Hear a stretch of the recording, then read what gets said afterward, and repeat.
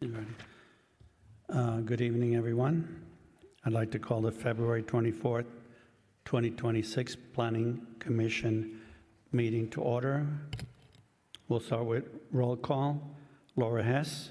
Here. Stephen Blagden. Here. Rick Brooks. Here. Jim Lucas. Here. Peter Espinoza. Absent. And Ray Fernandez, the chair, is here. Let's stand for the flag salute, please. Ready? Begin. I pledge allegiance to the flag of the United States of America and to the republic for which it stands, one nation, under God, indivisible, with liberty and justice for all. Thank you. I don't see anybody in the public, so I assume we have no public comments. Nobody called in. Little disappointing. Nobody's here from the city, to be honest with you, because I sure get a lot of complaints from people. They stop me at music in the park and call me, and I always tell them, well, if you have an issue, come and speak to the... Yeah. So anyway, all right, well, let's get to the consent calendar. Have you had a chance to review the minutes of the December 9th Special Planning Commission meeting? Any comments or questions? Motion to approve. Yeah, Stephen's got a comment.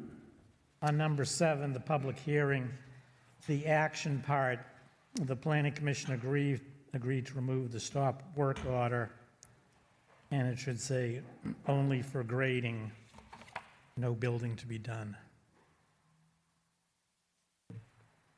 Okay, could you say that again, please? I didn't quite get you.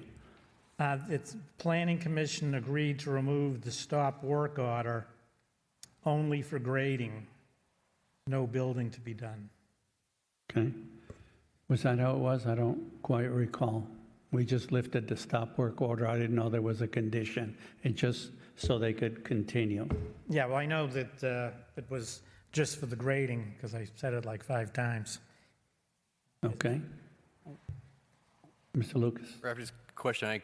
The last time we had the meeting with the owner, they mentioned they're going to have a revised plan for the last meeting. Obviously, didn't happen. What's the status on that?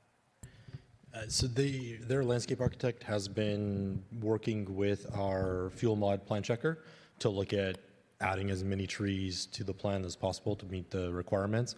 So they have a brand new plan that's in right now for formal review. So once I met with the plan checkers yesterday to kind of look at it and talk through it. So it wasn't in enough time to be able to schedule for this meeting. So definitely should be ready for our next month's meeting. Great, thanks. Yes, and Rafferty, you may want to tell them that their continuance of work was under jeopardy with what happened with all the gravel, right? I don't know if my fellow commissioners know, but I was driving down Fullerton Road. There was just gravel all over the road.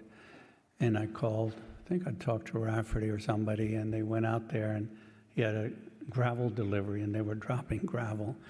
But the owner, Mr. Ling, he actually called me because he thought they were going to issue another stop work order, but he got a street sweeper, and they cleaned it up. So he was responsive in that way. But I don't think they've put up the fencing. That was one of the conditions. It looks pretty ramshackle. Their construction fencing is a little more on the ramshackle side. It's more shade cloth tacked up around and not good construction fencing. They've also been working on erosion controls as well, making sure everything is in. They had an area blowout in the heavy rains this past Monday. We had that real heavy downpour there, so they had a section blowout, so they had to go in and make repairs to those area of sandbags towards the south end of the property. So, Okay, so the project hasn't exactly started out smoothly. Hopefully, it'll be easy sailing from now on. They were supposed to put up new construction fencing all around, not leave pieces. half of the wood fence and part of it's falling down again. And yeah, I spoke with the owners this afternoon about the property and the fence and the condition of it. Okay, thank you. Mr. Brooks, you had made a motion to approve. Yes. Is there a second? Second. And I'll take a roll call. Mr. Lucas? Yes. Mr. Brooks? Yes. Mr. Blagden? Yes. Ms. Hess? Yes. And I vote yes, approved unanimously. And then let's review the monthly Community Development Department status report for January 2026, item 6. Thank you, Chair and Planning Commission. So before you is the Community Development Report for January. So in the month of January, we issued 7 building permits for a valuation of just over $995,000 and took in $29,000 in permit fees. There were 3 code enforcement complaints that were submitted. We have 20 active cases and 4 closed cases in the month of January. We also issued 3 stop work orders, and we currently have 56 projects on the unpermitted construction list. We closed 5 cases. We took in 6 development applications and approved 6 projects in the month of January. All the reports are in there. I know we had our workshop on Saturday, and there was kind of talk about some of the things that generate revenue, and one of those aspects of that is obviously property taxes, but the other one is permits and fees, which is the second largest component of it. So in total for January, if you look at all the permits we issued in January, because what we look at in here is just a snippet. It's just building permits, swimming pools, re-roofs, and grading. It doesn't account for mechanical and electrical and plumbing. We also issue all the encroachment permits as well.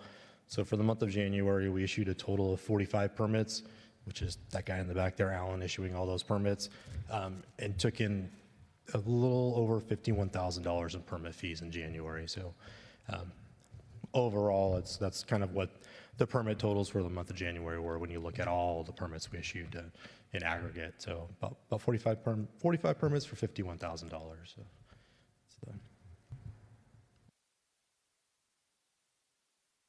Rafferty, I don't understand something.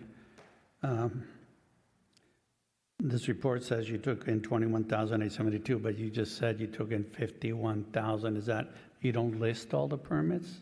No. So what is historically been in this is just the major thing. So it's going to be the stuff like any additions and new building for building permits, swimming pools, re-roofs, and grading, stuff that's very visible out there. People see it. It doesn't account for like all of the plumbing, mechanical, electrical, other encroachment permits that we issue, because we also issue through community development, issue the encroachment permits. So that's Edison, SoCal Gas, the tree vegetation management people for Edison, water district, and that are out working in the streets.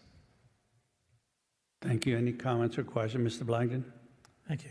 Gee, the sound quality seems particularly bad tonight. Mentioning fees, the fee study, I think, is coming soon with the revised fees. But one of the problems I've always had with that is that it is to justify the fees that are charged, not to find if there are more efficient and less expensive ways of doing it. Can that be part of the fee study, or is that something different? Because it's based off like a time motion study, so it's how much work it goes into reviewing, approving, and issuing permits, and then doing the inspections for the permits is part of that like time motion study. It would be us looking at if we did things a different way, how that efficiencies work, and what it would affect the permit fees or those corresponding fees for those different tasks. But they don't do that. If we asked them if we wanted to move to a different process and do things differently, they could readjust to a different fee structure. All right, going to the report. El Trevicia, it's been 5 months. Any sign of the plan coming in? You know, we've had about 18 inches of rain, and their engineer at the time had said the wall was starting to go, and where the fill original line is, there was a crack through the concrete. So when are they coming back, and does the city consider red tagging it so there's no parking on that area that might be sinking? We have given them direction not to park on that area through our process with them. I talked to the engineer maybe a month ago. That was the last time I spoke with the engineer He was making some revisions to the plans and had a couple of questions. So that's the last communication I had with them was in like early January. But I haven't been back to the property to see. Well, every time I go past the entry, I see the vehicles parking there, so they're still doing it. Let's see. Oh, Casalero, just to follow up on that fire road down at the bottom onto Lupin Hill. I haven't looked that much more into it, and I really haven't talked to the contractor or the owners of that one in a little while, so I'll have to loop back into them. And then East Road ADU, where they put in a driveway and parking area after the fact. Yeah, only a quick conversation with that property owner about it, but haven't addressed it further than that. And then the Panchoy Senior Center is coming up to its 5-year CUP review. We'll seeing that at some point. Hopefully. I know they were having some financial issues for a while, so I think it hit the market for a minute, but they seem to be back doing good again, so. All right. Yeah. Then on open code cases, the first one from 2013, meeting with staff this month. What does that mean in the context of it's been almost 13 years? That one was us telling them they need to move forward with their plans. They had submitted plans to building for the arena and the stalls that are around it, and they hadn't moved forward, so that was us meeting with them to say you need to start moving forward or you're back to citations, or potentially worse from there. Oh, they had gotten citations? They've had citations in the past, yes. Then the next one down from 2018, final notice a year ago. What was the final notice and how long does that last? They have a plan in for a garage to contain all of their stuff into a garage. So we actually just met with them last week. Elizabeth sat down with them to go through the plan again. Oh, right, that's the big garage. Yeah, it's a big garage in the back. Okay, then the next one down. Mr. Blagden, 1 second. Which case are you talking about? I don't see anything that says a final notice. Are you on the code enforcement report? Yeah, the code enforcement report, first page, open code cases. Right, which The one? second one down was final notice. Oh, that one, okay. 1860. Yeah, 8 years ago. Okay, thanks.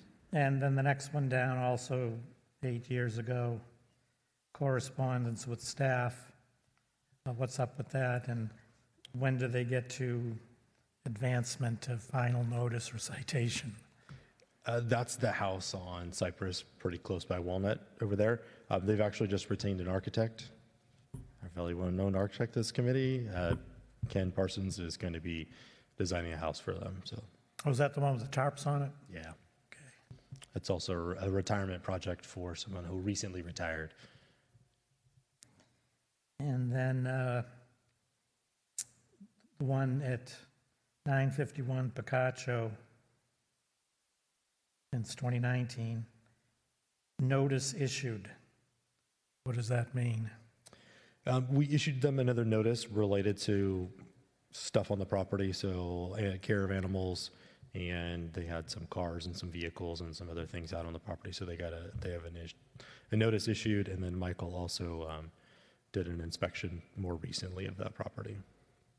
So it might get some more advanced enforcement.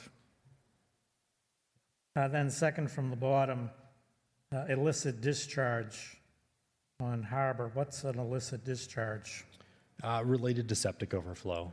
Oh, yeah, that's not good. Somebody tried to pressure wash out their septic system.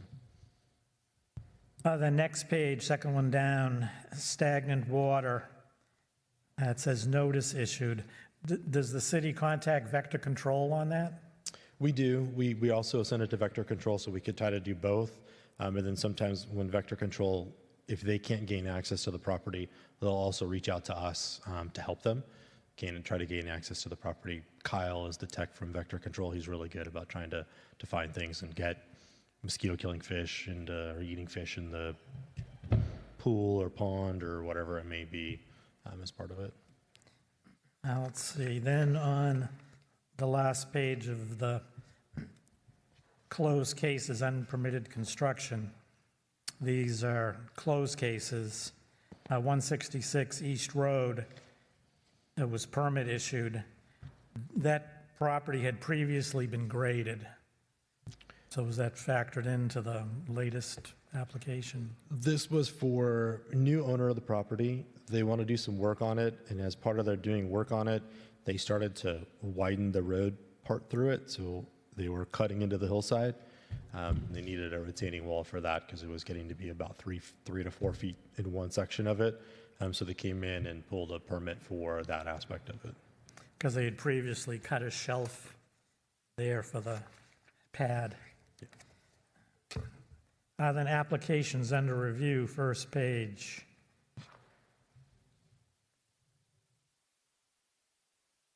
Oh, you 2160. Oh, yeah, this is my question. There are a couple of them. What does a complete application mean? I seem to recall saying when an application's complete, it starts a countdown. That's typically when everybody has issued their conditions for it. We'll issue the notice to the owner, architect, or whoever to do story polls. Typically means they need story polls at that point. So they're ready for story polls, so that we can either do notice to neighbors or schedule a hearing.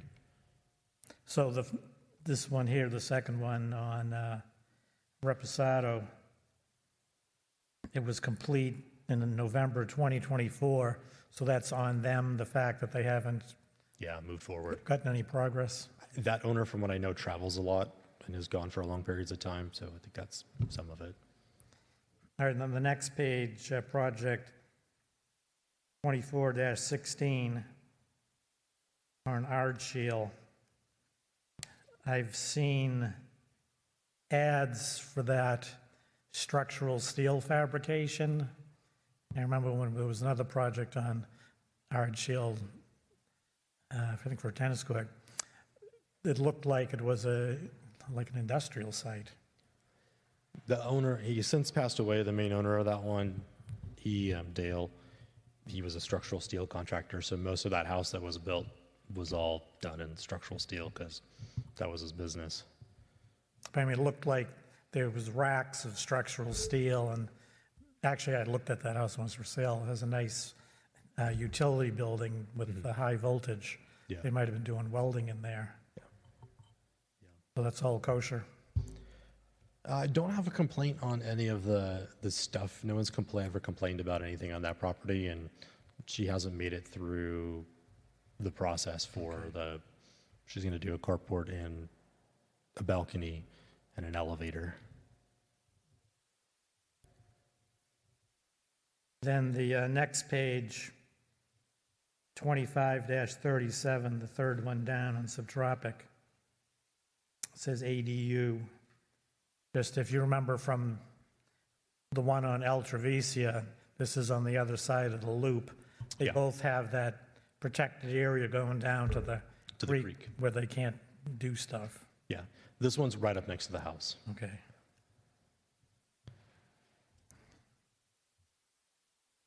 Then the last page of pending applications, there are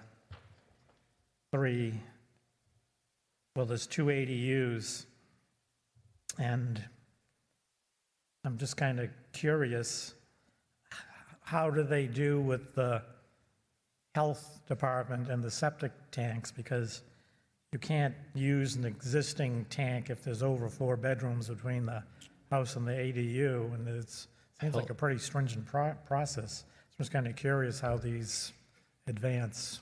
Some of them have gone through the process to redo the system, and the health department is actually relaxing some of those standards right now related to ADUs.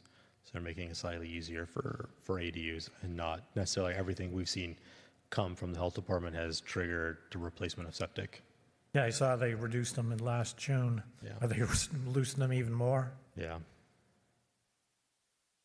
All right, that's all I have, thank you. Oh, one other, 1798 Tuman, I saw that somewhere on one of the reports. It was the house and the ADU Yes. that has the two active faults going through it. So they're getting the good separation between the faults and the structures. That one, actually, the ADU is probably going away as part of that one, because for them to be able to put the septic in and fault placement, it wasn't going to work. So the ADU the last time we talked to them was coming off the plan. It was just going to be the house, because they couldn't fit it with the way the faults cross that property. All right, thank you. That's all I have. Thank you, Mr. Blagden. Ms. Hess, any comments? Isn't there a code enforcement committee that handles all the code enforcement cases that we're talking about here? We have a code enforcement committee that looks at things as we brought on board a prosecutor, so city prosecutor. They are helping with that direction of that city prosecutor. We're actually in a meeting in closed session, next council meeting, about prosecutor and some of the cases, and then we'll be having a code enforcement committee meeting after that. Thank you, Mr. Brooks. Mr. Lucas? Yes, I have one question. So for open code cases, is the city attorney the last step in the process? Typically, yes. Okay, so for the 1230 West Road where they have the RV and the file cabinets and stuff, that's in city attorney, so how close are we of getting that cleaned up? That is me putting pressure on the prosecutor to go in and get the abatement warrant for us. So that one would take an abatement warrant to go in two separate process, because just the debris on the property is one warrant, and then the vehicle itself requires its own separate warrant to be able to remove the vehicle. So within 12 months, or what's like the, Trying to get it in the next month or two. oh wow, okay, Yeah. thanks. Thank you. Some of the questions I had were asked by Mr. Blagden, so I won't go into that. Just know it drives me absolutely nuts to see an open code enforcement report. We have one 13 years old, as Mr. Blagden mentioned. We have two that are 8. We have 3 that are 7 years old. I mean, now that we have a code enforcement specialist attorney, why can't we get these situations cleared up? It would just be going through the process and spending the money if needs to be spent the money, if we have to actually do abatements or move to receiverships to be able to do that. So it's a money thing, why you can't pursue them to finality because just there's no money in the budget to do that? Not necessarily always that reason. Sometimes it's just people slowly make progress on their case through it. Some of them are a little more harder to do through like an abatement process, and then you have to look at if we have to go to receiver, more than likely those people would be put out of the house and on the street. Well, I was going to make the same comment for the unpermitted construction. I mean, we have 7 cases that are 6 years old, a couple that are 8, one that's 11. I just wish we could clear this up. I was going to ask you, we have about 13 homes in the planning process, right? Or so, from what I can tell. And the average homes are paying about $30,000 or so in permits or more. Kind of in that, depending on the size of the house, and that it ranges anywhere from like $25,000 to $35,000, depending on the size and the expense. And yeah. Wouldn't it be great for the city if some of those could be approved and have the revenue come in? But we'll be talking about that in item 9. I wanted to ask you, Rafferty, I appreciate that we see plans that are under review for the planning side.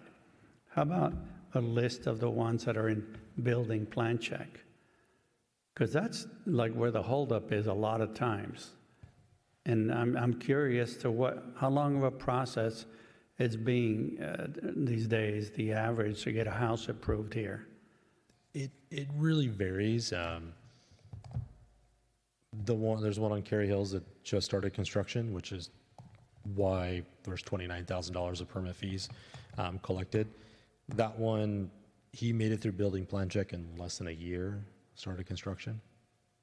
Okay. There's a house, I drove by Nabal today, and there's a big extensive grading going on. I was looking for that, I couldn't find it. Oh, Is yeah. that a new home? I saw that. No, that's for theoretically a pool. So retaining walls to put a pool. That house is actually on Pleasant Crest. Okay. Seems pretty extensive. And Ms. Hess, you asked about the Code Enforcement Committee. Mr. Brooks and I serve on it along with Mayor Bergman and Councilwoman Engelhardt. We haven't had a meeting in many months, but we will next month, I believe. And I think the biggest achievement of the committee has been to hire an attorney to do code enforcement work, which kind of surprised me because we already have a city attorney, but I guess that's a real specialty. So we have somebody on board now. If we just spend the money to close out the cases, maybe we can move forward a little more. I guess my question is, who's making the decision on code enforcement actions to be taken? Is it the committee, is it the city staff, or is it the city attorney? To city staff, we're just an advisory. We can give our opinions, like as this body, we can make recommendations to the city council, but I don't think the code enforcement committee, we can point out places that we think need to be looked at, but we can't go and issue a stop work order or a citation. So we're strictly an advisory. Correct me if I'm wrong, Mr. Brooks, but that's how I see what we're doing. That's correct. Okay, I wish we could issue citations, but I know. the list would be much longer than what it is. Yeah, we wouldn't be very well liked in this city if we did that. Okay, well, with that, I'll have a motion to approve the monthly community development status report for January 2026. Second. All in favor? Mr. Lucas, all in favor? Yes. Mr. Brooks? Yes. Ms. Hess? And Yes. Mr. Blagden? Yes. And I vote yes. Okay.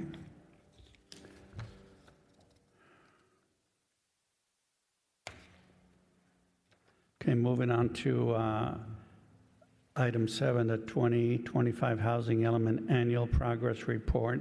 We'll get a staff report. I'd tell you, I reviewed that.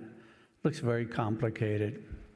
Is that on just a spreadsheet? Obviously, you fill out numbers and hope for the best. It's a giant Excel spreadsheet that does not print out well, and for whatever reason, the state makes us bring it to Planning Commission and Council, and they put it in a format that you can't print.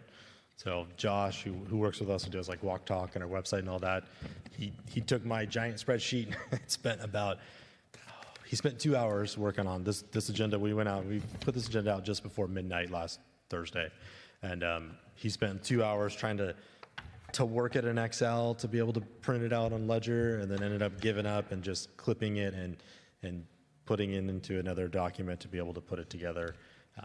I have no idea why they make it this way. And it was actually, I couldn't even get to it. I needed to get to the form. They used to send it out to us.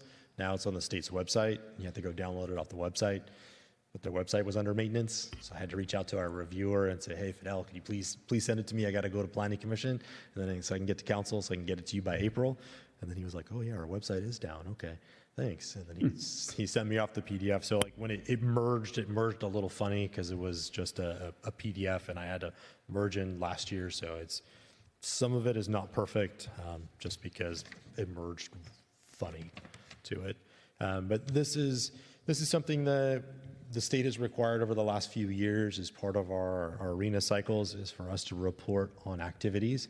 So it just gives them a good opportunity for us to submit to the state what's going on in the cities and the jurisdictions, how many houses are getting done, how programs are happening, all those things that kind of are contained in that housing element, and let's know how we're doing. And we're relatively easy because we don't have a lot of building activity. I can only imagine like a very large city trying to fill out every single project that's there and where it is. It's got to be immensely difficult to do that. But I'll take you through a quick run through it.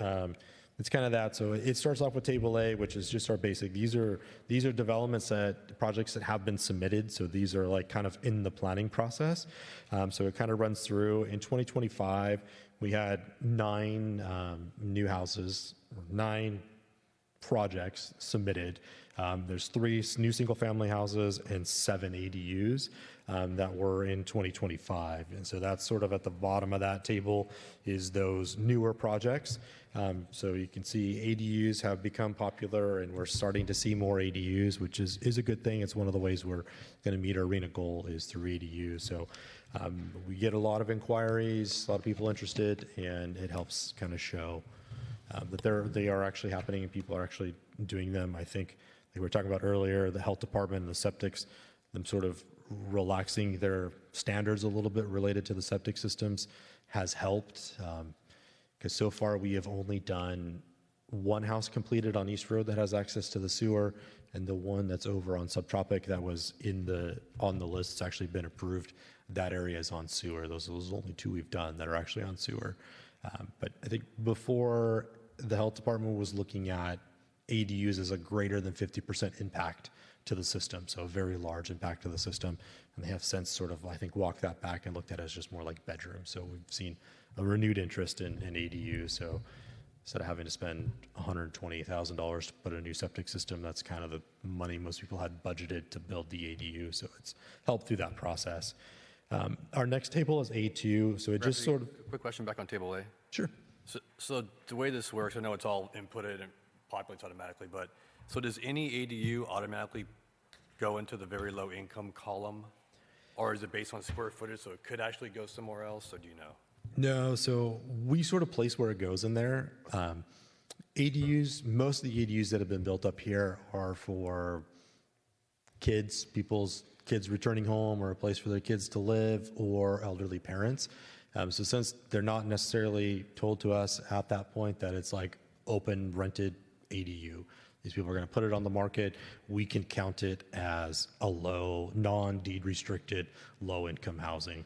So that's mostly where you'll find all of our ADUs will fall in that category of non-deed restricted, low income housing, because it's generally going to be for family. Got it. Rafferty, a question. There's no totals here that I can see, I guess my eyesight, but not even across the top. So you actually have to count how many? Later on in there's some totals to In the it. last one, right? Yeah, Summary, towards okay. the end of it, yeah, it all builds together on it. But then, so table A2, which is on the next page, sort of expands that kind of table A. So in the yellow in the upper right-hand corner, those are ones that went to building permits. So those would be projects that have made it through the planning process, have pulled a building permit, or are in construction. So in 2025, we had 4 permits issued, so 3 new single families and 1 ADU that had obtained permits in 2025. And then it kind of filters back down. The very end in blue is the ones that have been completed. So all the way done and completed and issued a certificate of occupancy. In 2025, we only had 1 that completed all the way through the process for an ADU on Cashland. There's a couple other projects that are nearing completion that should get completed in this year, but we only issued the 1 certificate of occupancy for ADU on Cashland. That's kind of that table A2. So it just they keep building on, okay, you got planning approval, now you have a building permit, and here you have certificate of occupancy, and that theoretically people can live in those housing units. Then you move on to the next page. Just a question on this page. Sure. Over on the top right, where it says number of units issued building permits, it looks like the numbers in the gray column are 41,000, 45,000. Do you know if those are lot sizes or what those are? No, I think that's the weirdness of these 2 spreadsheets merging together. But is that a good number? What if it is, what does it mean? Because No. if there's number of units, we're not doing 45,000 units. Yeah, no, we're not quite there at that many units, but that's where like the spreadsheet, the back end wasn't working when I was putting this one together because it was just a generic one and not one meant for us. Oh, so you'll fix it before? Yeah, I'm in the okay. process of trying to fix the spreadsheet now. On the next page, so table B, these are permits issued by affordability. So this is kind of where you can start seeing some of the totals for it.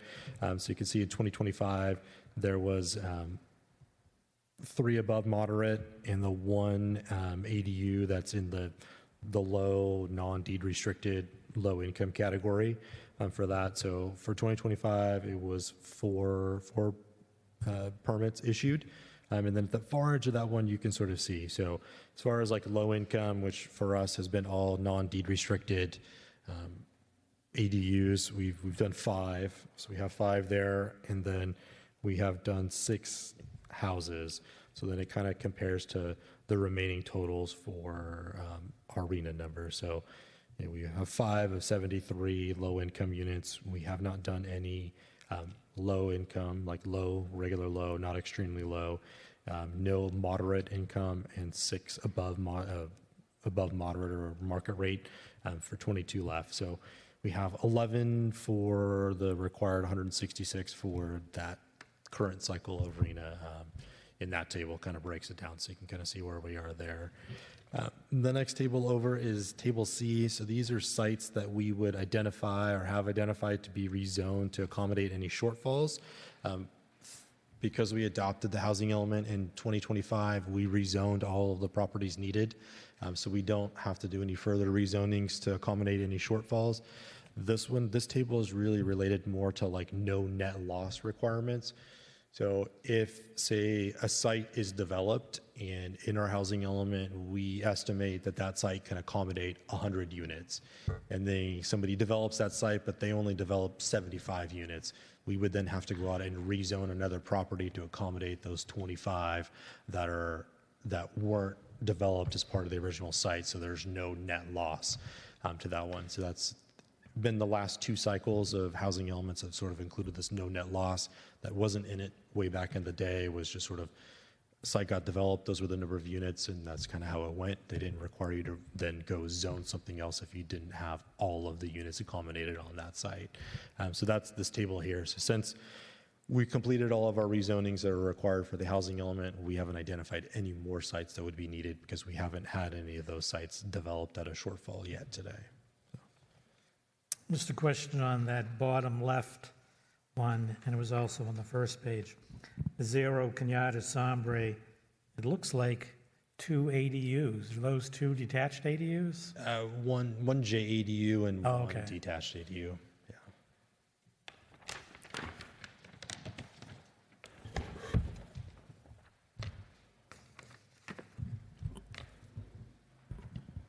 All right. This one, Table D, did not copy over very well. So this is where we report on all the things we've been doing to meet our housing element programs. So that one did not copy in. That's where we look at, we've had to send our housing element to the sanitation district so they know, so they can build into their accommodation of what sewer is out there. We sent it to both LA County and Orange County since we straddle that border. We may end up going to Orange County sanitations just by the way things flow and where the properties are located if we have to provide sewer for that. So we sent it to both jurisdictions just to let them know. We rezoned all of our properties. We actually adopted the certified housing element this year. I met with our CDBG consultant. So we do receive some funding from HUD through the federal government. Most of you will know it from the PMP, the Paramedic Membership Program. Every year we have a grant for that one. That is HUD funding we use to offset about 50 of those PMP memberships. Same funding rolls in for community development things. So we met with them to see if we could get an increase or if there was any additional funding out there for us to start a handy worker program. So be able to have some funding available to repair roofs, redo windows, fix heaters, water heaters, those things for people that fall into the low income categories. We receive about $17,000 a year in CDBG monies. We typically use about $2,500 of that for the PMP program. So to be able to run one of those handy worker rehab programs, it would take a lot more money. The money that's left over would maybe accommodate one project a year if it was very small, because we have to do the work. So it goes through our regular procurement process. It has to be bid, has to be not market rate labor, but Prevailing wage? Yeah, prevailing wage and all of those things that click into it just make those projects really expensive. Then there's a lot of other oversight related to certified payrolls and doing actual meetings with the workers to make sure they're actually getting paid what they're supposed to be getting paid and all those aspects of it. So we just don't have the money to start that program, but we went out to meet. We met with our CDBG consultant and see if there was any additional funds, but they didn't have any additional funds that we could utilize for starting a program here in the Heights for that one. We've also have a little committee of people that have been working. So Carol Engelhardt, our council member, Glenn Shepard, and most of you know Glenn just up here in Hacienda. He's been helping out along with Marilyn Daniels, kind of going through programs. We're getting a bunch of flyers and other information that we have to put on the website. So we've been gathering all those documents and updating those so we can start putting them out. We've been looking for a standardized ADU pre-planned package of plans that we may be able to have to be able to just go, people be able to utilize those plans to construct an ADU. So those are all things that we've been working on this past year for that. Along with the city has reserved $500,000 in our reserve funds for sewer along Harbor to get to the extended sewer line to our properties along Harbor. As part of those requirements, we're working with the consultants on a reimbursement program to implement in case there's a developer who wants to develop that property. I'm in talks right now with someone to come in and make a presentation at Planning Commission and Council, affordable housing developer, to kind of talk about affordable housing, how it's developed, the ways it's done, the good of it. So I think I may have somebody who'll be willing to come in and talk. So hopefully here in the near future, they'll be able to come in and we'll have that conversation with them. So those are some of the things we've been doing to implement the programs for the housing element. So that's really a lot of the things they're looking for. The next table is Table E, that's commercial development bonuses. So we haven't had a developer do anything, so no density bonuses, no commercial development bonuses that have been done. Table F on the next page is units rehabilitated. We don't have a rehabilitation program, so we didn't do any of those units. Table F2 is, rates that have been converted. So units that have been converted to low income, we don't have any that we have converted. Sometimes apartments or other places, cities will offset and pay to convert some units to low income. On our next page is Table G. These are lands that are in our inventory that are going to be sold or dispersed of as like excess property. We don't currently have anything that will be excess property to be disposed of. And surplus land sites, we don't have anything there that will be surplus land. Table J is student housing. We don't have any student housing here. Table K is tenant preference policy. We don't have a rental locals first type of rental policy for people and or rent control. So that one's a no for that one. And then Table L is our historical resources. This is a newer table for that one if we have any historical zones or designations, which we don't technically have. The LEAP is a grant that was given out that we weren't able to access in the past, but now that we have a certified housing element, we should be able to try to apply for some of those LEAP funds. It's a funding through HCD for us, so there's just something that we may be able to obtain in the future to help pay for some of the programs or some things here with us. So couldn't take advantage of it until we had our housing element certified, but now they're certified, we're looking into what we could utilize it for. And then the last one kind of, it breaks it down to where we are, what was actually done for CFOs. So like we said, we had a very low non-deed restricted ADU is our one that was completed. We had 2 entitles, 2 submitted, 4 permitted, 1 completed for this year. Nothing was necessarily dedicated as infill housing, so no infill housing. Like I said, we have a total of 11 that we have developed since the last few years. And we have not done any like permit streamlining for some of those affordable housing projects out there. So no streamlined affordable housing projects have come through. So that's sort of the nuts and bolts of this big monstrous spreadsheet to it. So This is something we do every year and annually now. So the recommendation is for Planning Commission to review and discuss and make a recommendation to the City Council. Can't see anymore. Make a recommendation to City Council to accept the report and direct staff to file with HCD. So if you have any other questions, I'm happy to answer. Well, thank you for that staff report. Any comments or questions? I'll start this way. No, nothing here. Brooks? None at this time, thanks. Ms. Hess? None. Mr. Blagden? I asked him as we were going through, so no more. No? Okay, I just have one quick question. If I could refer you, Mr. Wooldridge, back to Table B. At the bottom of that green column, it looks to me, I can't tell if that's a 151 or 161, but that's total remaining RENA by income level. So you did 11, and you have, what, 161? Is that right? We have to do another 161? How is that even possible in this city? Are we setting ourselves up for an impossible challenge? And that number is going to go up as the years go by, right? So every arena cycle, that number will change. So it's 161, which was our current cycle's arena, but we really need like 272 units because we have never had a certified housing element. So we also have to accommodate last cycle's unaccommodated housing units. And it will continue to grow over the years. We're getting ready. Obviously, 2029 is the next housing element cycle. We'll go back to that whole process again to update the housing element.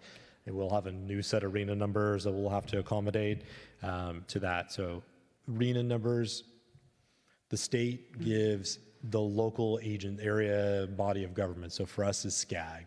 So HCD gives SCAG a number and says, okay, this region of Southern California needs to build X housing units. Then SCAG puts together a RENA subcommittee that then goes through, Stephen participated last time, a gazillion meetings about, okay, how do we break these down? What formulas should we use? What are the factors that should be considered as to where housing should go? This current housing cycle, the focus was more on trying to have housing units where job centers were. In the past cycles, a lot of numbers went out to the Inland Empire where there's more room, more raw land, and typically houses are a little more affordable, but people are saying those are a lot farther away from job centers.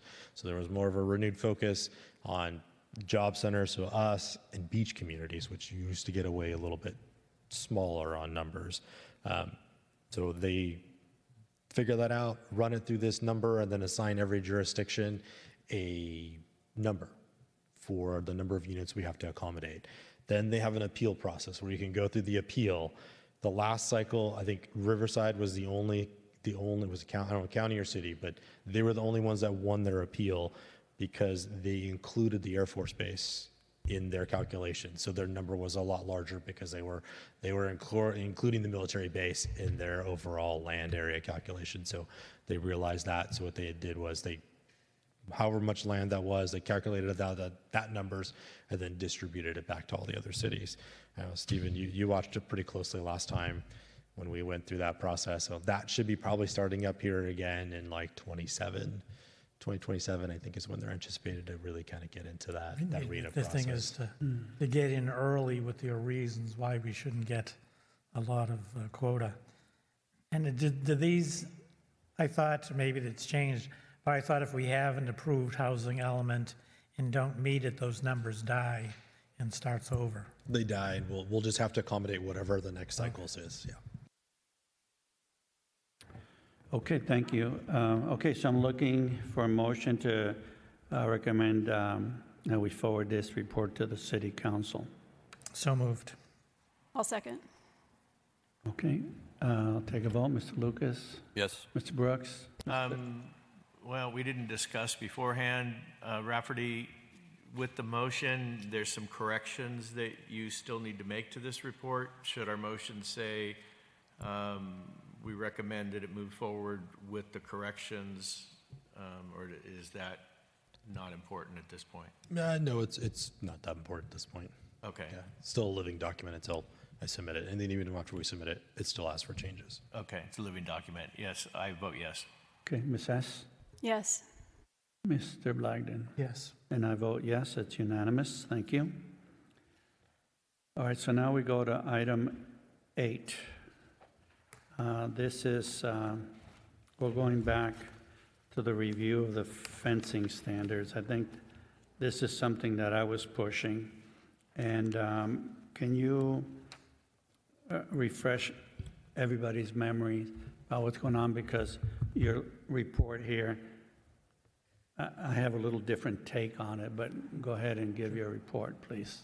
Yeah, so Planning Commission had been looking at, we were originally looking at a couple of things, landscaping and fencing requirements, and then we sort of focused in on fencing requirements. So we were looking at fencing standards.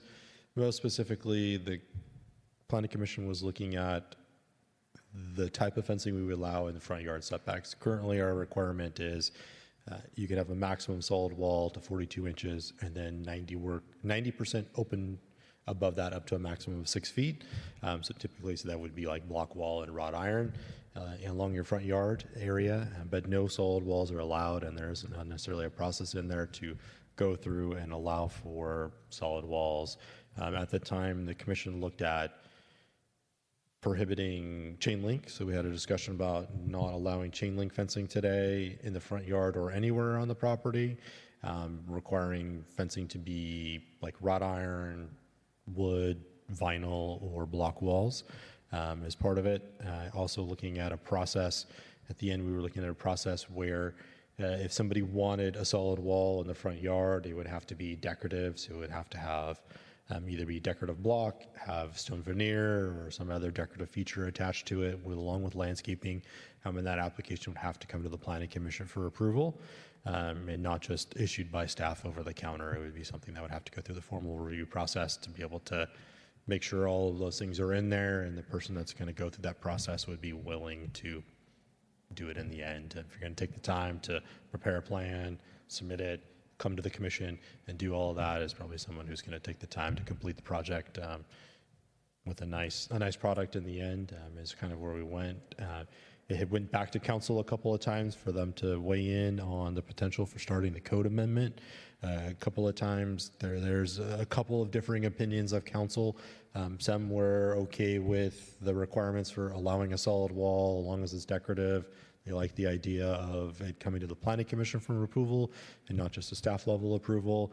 Some of the other commissioners or council members had some concerns about solid walls in the front, and then it sort of died at council. There wasn't the 3 votes to move it forward to opening a code amendment to changing those requirements. And that's kind of the last we left off of on it.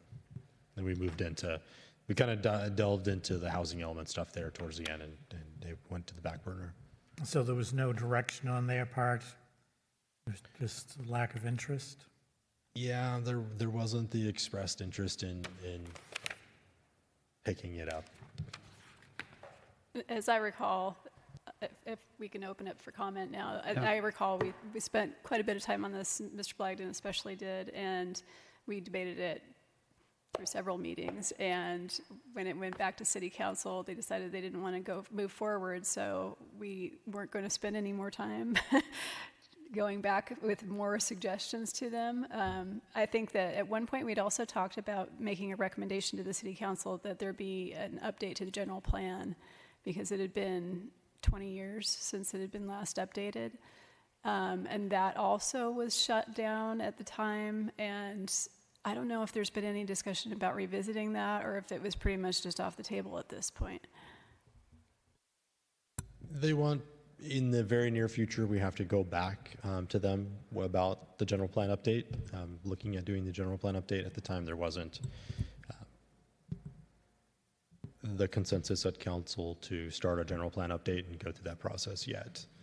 I think we had also just been through the housing element process, and that was quite the process. So unless there's something new, I don't know if there's anything left for us to discuss at this point, because we've kind of been through this process with the city council a few times and haven't really got anywhere. So unless anyone feels differently. I just want to make a comment that I remember we talked about this, and then we made you guys were going to make the changes to the code, and then it was going to go back to our city manager to kind of finalize it and bring it back to the planning commission. And then when it was a finished product, it would go to the council. But I think we passed up the step where it was coming back to us to finalize it. And much to my surprise, one day at the council, I hear they're talking about the fencing. And we hadn't had a chance to really put our final approval on it. So there was a lot of, I don't know, very indecisiveness on the part of the council. So I, for one, would like to finish those revisions and send it to the council, because right now, you can't outlaw a chain link fence on the side. Some of these properties are huge. Nobody's going to put a vinyl fence around a 45,000 acre parcel. So it's still an issue in the city that we need to resolve. So I don't know what are you guys thinking about it? Well, I watched the meeting again. Excuse me, let me go to Mr. Lucas. Yeah, I watched the meeting as well, the April meeting, and I think we had some resolution on the chain link fence question. We had some different alternatives. I think we had some ideas on the solid wall, 6 feet.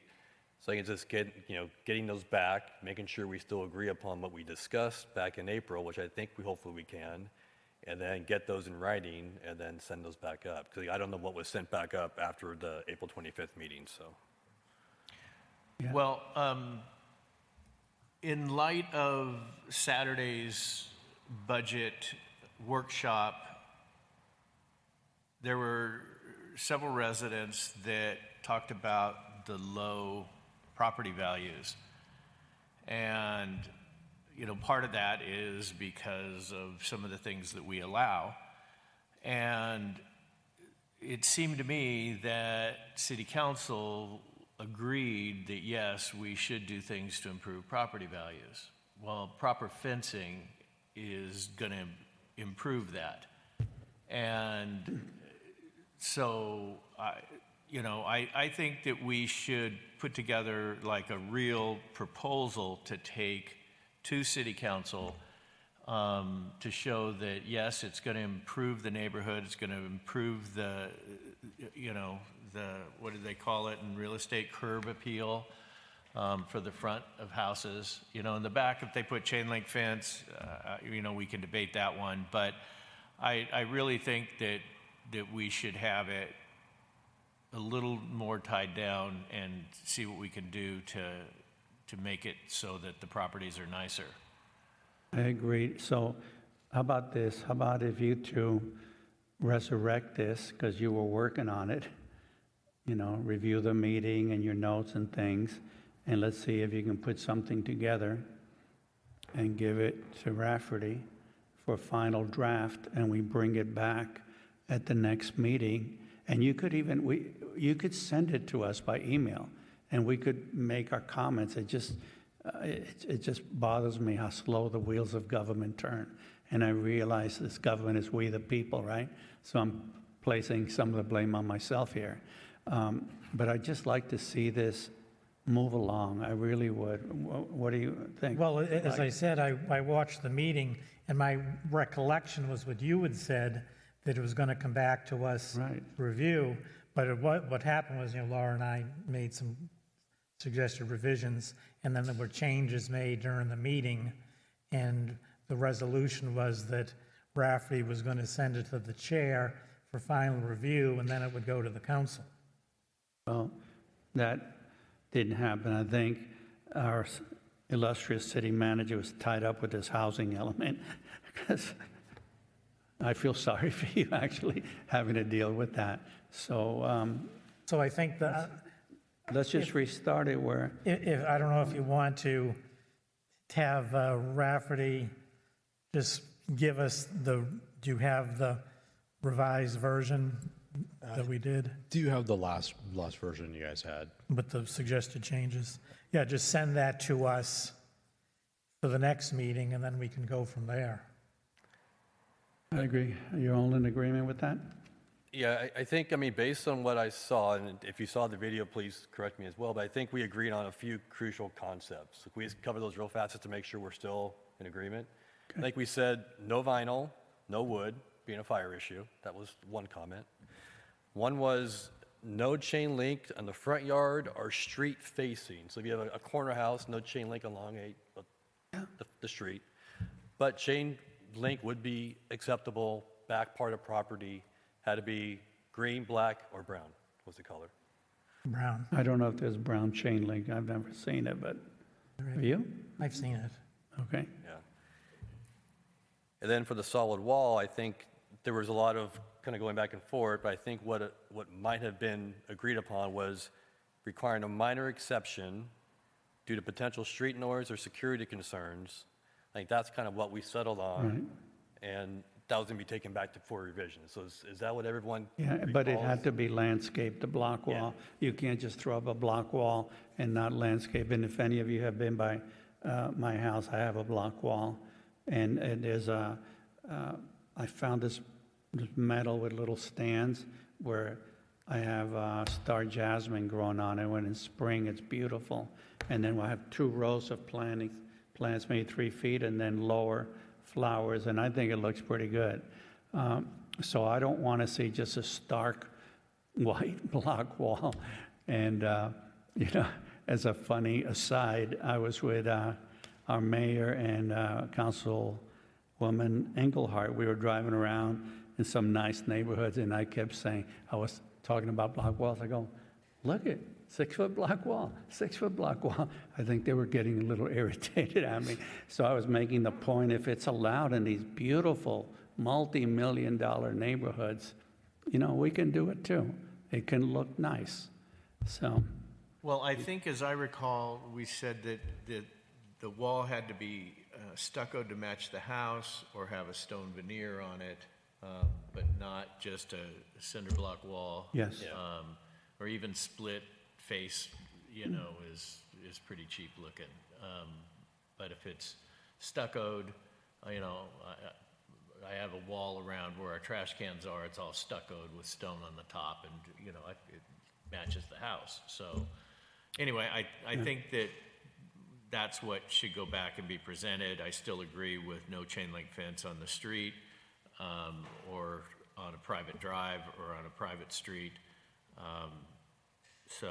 No barbed wire, no concertina barbed wire, that one with the big, right down the street on Eroso Valle. Right here, the first house on Hacienda on the left has. I mean, that looks ghetto to me, to be honest with you. I realize, That's already in the code, though. Yeah, It's just not enforced. right. And how about anybody that had a pre-existing fence that doesn't comply? Is this just going to be for new applications moving forward? Right, yeah, we can't go back now and, Well, yes, we can, but I would say that it would have to be landscaped and covered. And that's simple. It's not that expensive. It's not like they have to replace their fence. But if they have existing chain link fence, i.e. right here on Hacienda, that looks like horrible with the white fiberglass Yeah. behind it and a bunch of dead plants, they should landscape that. And I have no problem with enforcing that. If we're we got to make a decision in the city. The city's going to die. I mean, Stephen, you were at the meeting. We don't have the money, and we either got to improve the city or it's going to die.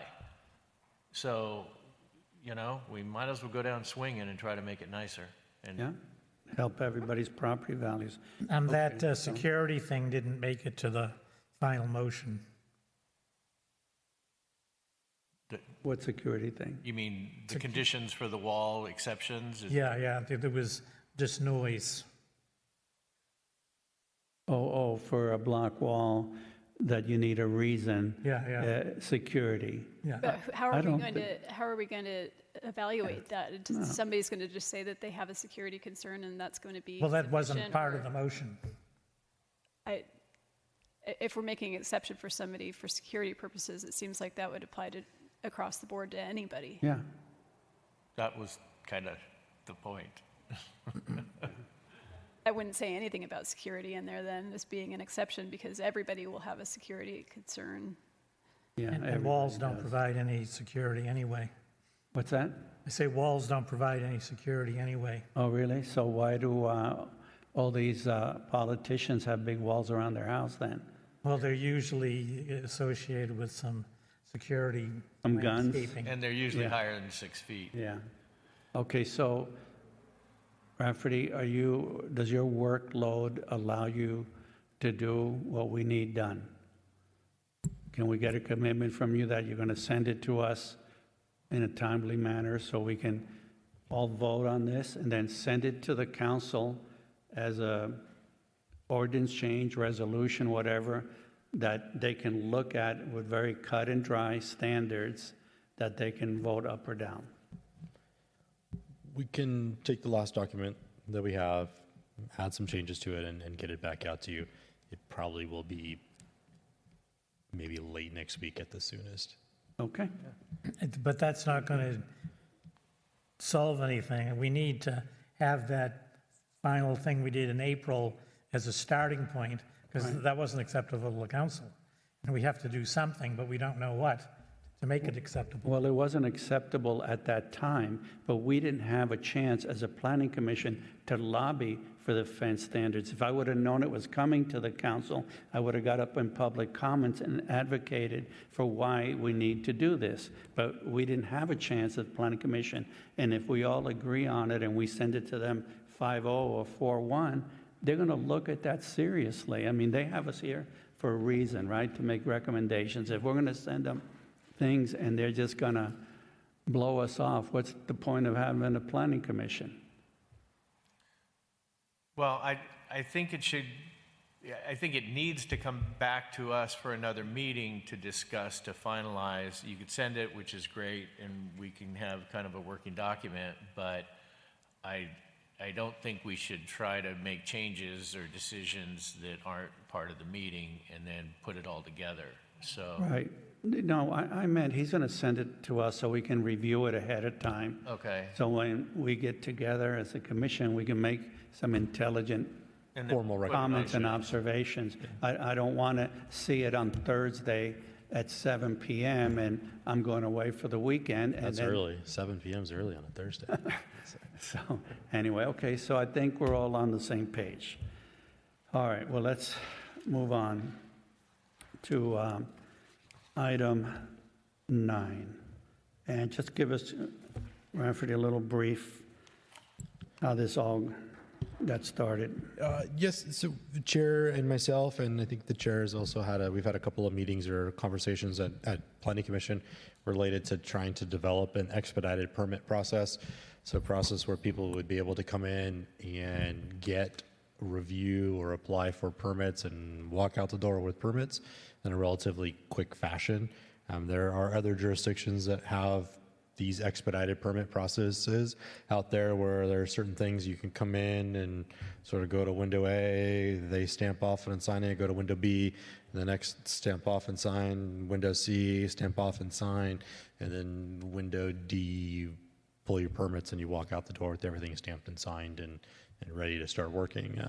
So I know the chair has looked around at a couple of other jurisdictions to sort of look at the processes that those other jurisdictions have in place to see if it's worth it, works well, would it be a benefit to us? Is it something that we should look at implementing here so we could move some permits through the door faster?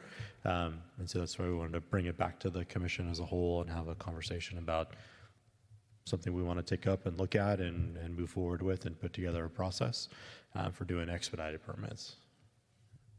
Okay, well, thank you, Rafferty. I'll kind of start off since this originally was my idea, and that comes from, I've been in this city over 20 years. I've done so many projects, and it's always been difficult to do. And I've always thought, why can't we do this faster? There's so many benefits to it. I mean, look, we have over 60 code enforcement cases of people that could get a permit, but they don't. And one of the reasons is they don't want to go through the process because they've heard a lot of horror stories. And by having an expedited process, we would reduce the backlog on the staff. That's a lot of work, taking in the application, filling out the permit form, collecting the money. Then it goes out, you got to mail it to the plan checker. So I think it would reduce a lot of staff time. And I think it would, by having an expedited permit process, have more people come and get a permit, it would increase revenue to the city, something we talked about on Saturday, that the city needs more revenue. They're talking about putting a ballot amendment, what would you call it? Ballot measure to increase our property taxes. And also, one thing too is, I think if we had a nice, easy process, it would enhance the city's reputation. I go to a lot of, some of you know I was very involved with the National Association of Home Builders, and I knew builders from all over the country. And to give you one example, I was at a reception, and I'm talking to this lady at the bar, and I asked her what she did. And she said, she was a very nice, attractive woman, very intelligent. And I asked her what she did, and she says she runs permits. She goes to the counter, and she knows how to do that, right? It's a skill level, right? Wouldn't you agree? And then she asked me, where are you from? And I said, La Habra Heights. And she goes, oh my God, I tried to get a project through that city. I don't care how much money they pay me. Now, this is way before you, so it's no reflection on you.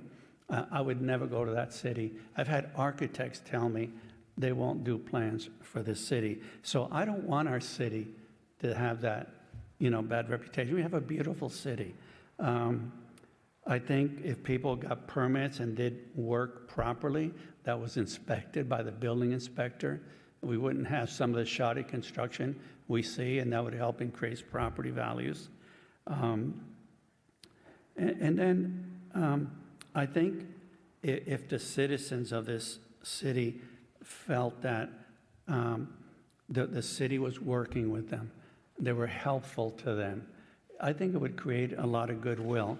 And, I don't know if, Mr. Brooks, when you were chairman, if people would call you up and complain about stuff. I hardly go 2 weeks without somebody sending me some. I'm going to read you a text. Hey, Ray, hope all is well with you and yours. A friend from church had their house burned down at 2448 Vista Road, La Habra Heights, a few years ago, and he asked me if I could please look into the status of their building application, and I thought if anybody has connections, it would be you. I don't know how many connections I have. So I called and I talked to Alan today, and I was told it was a couple of years, but they actually submitted on March 31st, 2025, so almost a year, for fire restoration. And they're on their 6th submission for plan check. To me, that is insanity, Rafferty. Here's some people that have been devastated by a fire. They should have been able to come in the city and you say, we're very sorry for what's happened to you. Let's see what we can do and work together so we can get you back in your house. So anyway, so I've been kind of researching all this, and I'm going to hand you some stuff.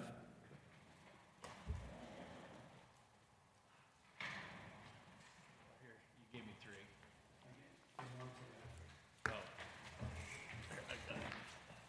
Thank you.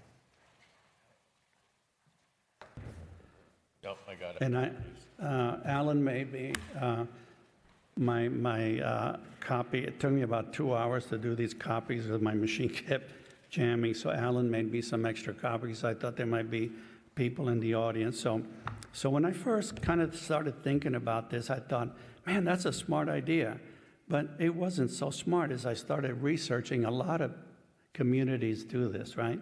So I used, just calling around, and I used some chat GPT, and I've put together, I'll just kind of, if you bear with me, I'll just go over it briefly, but I didn't want to put this in the packet, and this is just like a starting point to discuss, and you can read it at your leisure, but I'll just give you the highlights. So there's many California jurisdictions that have an expedited process, like on page 1, San Francisco, Los Angeles, Santa Ana, on and on, Long Beach. We're going to talk about Long Beach a little bit more. San Jose, then go out to page 3, outside of California, Houston, Fort Collins. And on the 3rd page, you say common themes, limitations across these programs. Obviously, you're not going to walk in with a custom home and expect to get approval in a week, even though that does happen. I know a builder from Louisiana, and when I told him it takes a year, 2 years to get a house approved in California, he didn't believe me. He thought I was joking him. And I go, well, how long does it take you? He said, well, if I bring the plans in on Monday, usually by Friday, my plans are approved. And I know, you know, the mindset of plan checking and city is, well, we have to protect the city. We got to make sure they follow every code. But at the end of the day, I don't think the city's responsible if the house falls down or something. I'll give you an example. The Millennium Tower in San Francisco, I think it's a 60-story condo building, commercial. The foundation is failing. The building is out of plumb, 26 inches. It's been in all the news. There's another one in New York City. The city plan checked and approved the foundation for the building in San Francisco. Do you think they're going to be held responsible and pay a couple of $100 million or more to replace that building? I don't think so. So my point is, I don't think plan check has to be that difficult. At the end of the day, if I build a house and it cracks or something, maybe I have a recourse against a soils engineer, which they'll say, well, you didn't compact the ground properly, whatever. So I've never understood why plan check is so tough, which at the end of the day, the person really responsible is the architect that signs his name, who puts his license, and the engineer. So that's why I think it should be easier. But I think as more people get involved in the bureaucracy, it just gets harder and harder. Anyway, so outside of California, I already went that. So there's limits. And I'll get into that in a moment. Now, the next page says expedited building permit programs, and it just lists cities, and it tells you, you know, what you can do and not do. I'm very cognizant of your time, so I don't want to go on and on for a half an hour, but you can look at it. So the next page is expediting building permit programs in the U.S., and it elaborates a little bit more of the different cities. Even Miami-Dade County, they have a fast-track program. That's the next page. And then this other one, San Jose, I looked at their program, and notable, I want you to see in the middle of the page, it says qualifying projects. You see that? And it says additions, remodels to one-story single-family residences must not involve major roof framing modifications and must meet the following criteria. Additions must be under 500 square feet. Remodels must be under 750 square feet. So can you believe this? In San Jose, you can walk in, meet with people, and you walk out with a permit for an addition that's 500 feet. Now, you got to meet the requirements, and I'm going to get into that a little bit more. So the next page is this one. It's Long Beach, and it says community development. You see it's got a couple of photographs on it. Okay, so that's the city's website in Long Beach, okay? And they have a couple of expedited permit programs. So in Long Beach, you can go online and schedule an appointment and bring your project for same-day processing within limits. I think they do the 500 square feet and below. And notable to me is that, you see at the bottom of the page, that USB drive? It says, for customer convenience, application and materials will be accepted as digital PDF files on a USB device or flash drive. Now, for you, those of you that have never submitted plans, I can honestly tell you I've spent thousands of dollars in printing costs. So, like, I'll submit plans for a major remodel. Well, it comes back and they want something on page one, something. So the whole thing's got to be reprinted, you know. Send it to the printer, go down and print it. It's just a recent addition I did every time I did the The plans, it was like $350. And I mean, this would have been great if La Habra Heights, I could have brought them a flash drive. And just think how much it saved just in postage. I'm sure some of you guys have seen at the counter when they're going to ship out plans that are in those tubes. I've seen lots of plans sitting out there. So in Long Beach, you can go and look at this second page. Apply for a building permit. You click on that in a drop-down menu, schedule inspection, everything, you can do it online. Okay, so then I want to call your attention to this. It's called an Information Bulletin IB 058. It's called Express Permit Service. You guys see that? Okay, so this one tells you all the things that you can get an express permit for. Because that was something, remember, Rafferty, when we're talking about this, okay, what do you allow or not allow? What can be approved by staff? Well, here it is, right here. We can, staff could review this and they could say, well, this would work in our city, but this one might not. And it's very clearly defined, like a kitchen. If you're redoing your whole kitchen, but you're not taking out walls and things, you can just get a permit to remodel your kitchen the same day. Next one, this is Information Bulletin IB 002. This is the over-the-counter plan review service for minor projects. And the first one says one-story additions to existing single-family dwellings, no higher than 1 story, no basement. I called on it, and that's why I wrote square foot, how much, and max is 500. So in Long Beach, you can get a permit to do a 500 square foot, I think it's single story, yes, single story. So if it's a complicated project that redoing your whole roof and all, you'll still have to go through normal plan checks. So you can kind of look at that, and it goes into mechanical, electrical, and all that. And then this last one, Information Bulletin 003, this is an expedited plan check service. This is for the big projects. You have a house and you absolutely want to start building your dream home. Well, it's going to be reviewed 50% faster than regular projects. Now, there's a cost to this, increase in permit fees, whatever. I didn't really get into that. But what I want you to take away from this is that this has been done before. We don't have to reinvent the wheel. We can copy other people, latch onto what they've done. Now, I didn't print this out. This was 17 pages, and I think I've given you enough. In the Community Development Department, you can go online, and I can pass this around. It talks about the plan review process and over-the-counter plan review, and it tells you what you need very clearly. Is that here? No, this is Long Beach. Okay. I'm still on Long Beach. So I just kind of go over it a little bit. The day of your personal appointment, what you need to bring. Plan review requirements, it starts. Plans must be at least 18 by 24 inches in size. So if you show up with an 8 by 11 drawing, that's not going to fly. But it just goes on and gives you everything exactly what you need.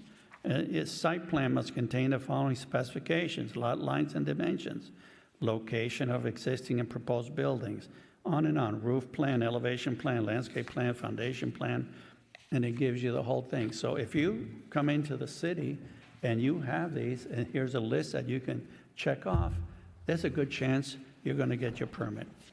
So anyway, that's kind of basically what I wanted to show you guys. I know I went through it kind of fast, but it's there that you can review it. And I picked Long Beach more because they're in LA County, and they are LA County, right? Yeah, Long Beach, and I'm sure they'd be willing to help. I've got some calls in to people, and they haven't responded yet, and because I wanted to find out who did this website. If they did it for Long Beach, maybe it wouldn't cost the city that much money to implement it. I don't want to take up any more staff time, I know, they're shorthanded, so I don't want to add to their burden or problems. So, but maybe if we can get a consultant that'd say, hey, we just changed the name Long Beach to La Habra Heights and put a nice horse with the symbol, and you know, we make changes to the conditions that, you know, under what conditions we could approve projects. And I think to me, it's like a win-win for everybody. And I don't need to go by all the lists of why I think it would be helpful for the city to institute a program like that. So with that, I'll leave it open for discussion. Thanks for taking the time to put that together. Oh, my pleasure. I've always told Rafferty I want to be part of the solution, not the problem. This is how I, you know, would like to help.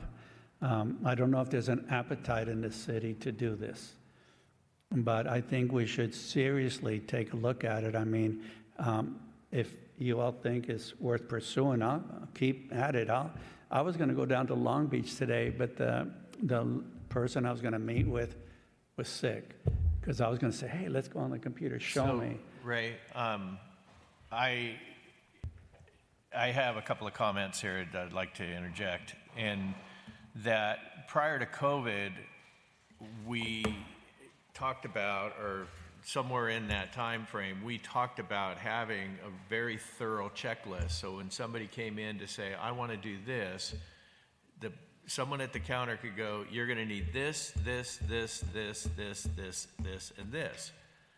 And so they know exactly what they need, okay? And then they go get that, and when they come back, they have to say, I have this, I have this, I have this, and if they're missing something, say, you got to go get it, not accept it, and then send it back and accept it and go, oh no, now you need this. That's what a big part of the problem is. So, you know, having a very thorough checklist, which isn't that complicated because you could always have numbers at the bottom where you could fill in some additional information, would really help expedite that, because I think a big part of this is that it goes in and it sits in here for 6 weeks or 2 months or 3 months, and then it goes back, and then, you know, the architect's got to figure it out, and then it goes back and forth and back and forth, and I know that's what happened with me. Other cities, and I don't know, we used to have some stuff, but things like patio covers, we need heavy timber or out of aluminum, and if the patio cover is 10 feet out by 12 feet long or whatever the dimensions are, here's a set of plans. You want to put a patio cover on? Here's the design for it. And you come in and you say, here's the design, and you sign it off over the counter. A retaining wall, you know, we have some examples in there, but if it's not got load surcharge, you know, basic footing, basic retaining walls, because people just go and do things. And I've heard it, I heard it on Saturday. Somebody goes, pulling a permit in this city. Well, you know, we need to advertise that will make it a lot easier and a lot faster. You know, so anyway, having those basic designs where when somebody wants to do something, I want to put on a deck. Well, you got to use heavy timber. That means you got to use this and this and this if you want to do wood. You know, hand railing, guard railing is standard, but people don't know what that is. And you have standard guardrails. You know, I was in the structural steel business for 20 years, and I got permits, and I rarely had something get kicked back from plan check, because I knew what they needed, and sometimes it was like a mezzanine and something that was outside, and I had to go through planning on that, but that got approved over the counter. And then I knew what all the structural calculations, I had everything and the design, and I submitted it, and it was approved. But I think what's happened is now everybody's gotten lazy because of plan check. So the architect goes, well, here's this, but anything I missed, they'll catch it in plan check and bring it back. Well, you know, I think that we should write up some kind of very strict contract to say, to the engineer and to the architect, you're putting your stamp on this, you're certifying that it meets all the current codes. And if it gets down the line and it turns out it doesn't, then it goes back on to the structural, the civil, the architect, the mechanical, whichever engineer stamped it off. So, in my particular case, I'll tell you, mine went into plan check and they came back with a list of questions. I answered every single one of them, detailed it, sent it in, and they had a list of new questions. That's a bunch of crap, okay? They review it, they should have one list, you answer all those questions. If there's a question on the answer, that's maybe acceptable, but other than that, it's not. And in my particular case, being in the steel business, I wanted this big moment frame to keep the back of my patio open, and I had it all designed in steel. And the plan checker didn't like it. It went back and forth 3 times. And I finally called, I'm not going to say his name, but the owner of the plan check company, and said, look, my structural engineer says it's right. Your guy keeps kicking it back. You either get involved and approve this, or tomorrow I hire an attorney, I sue the city, I sue you, I sue my structural engineer. It's all math. And he reviewed it and said, yes, your design works. So, but it had to come to that after a month. Let me ask you a quick question, Rick. Yeah. While we're on this topic. If your structural engineer said that was okay, but some plan checker, was probably some kid fresh out of college, said 3 times no, he had a better idea.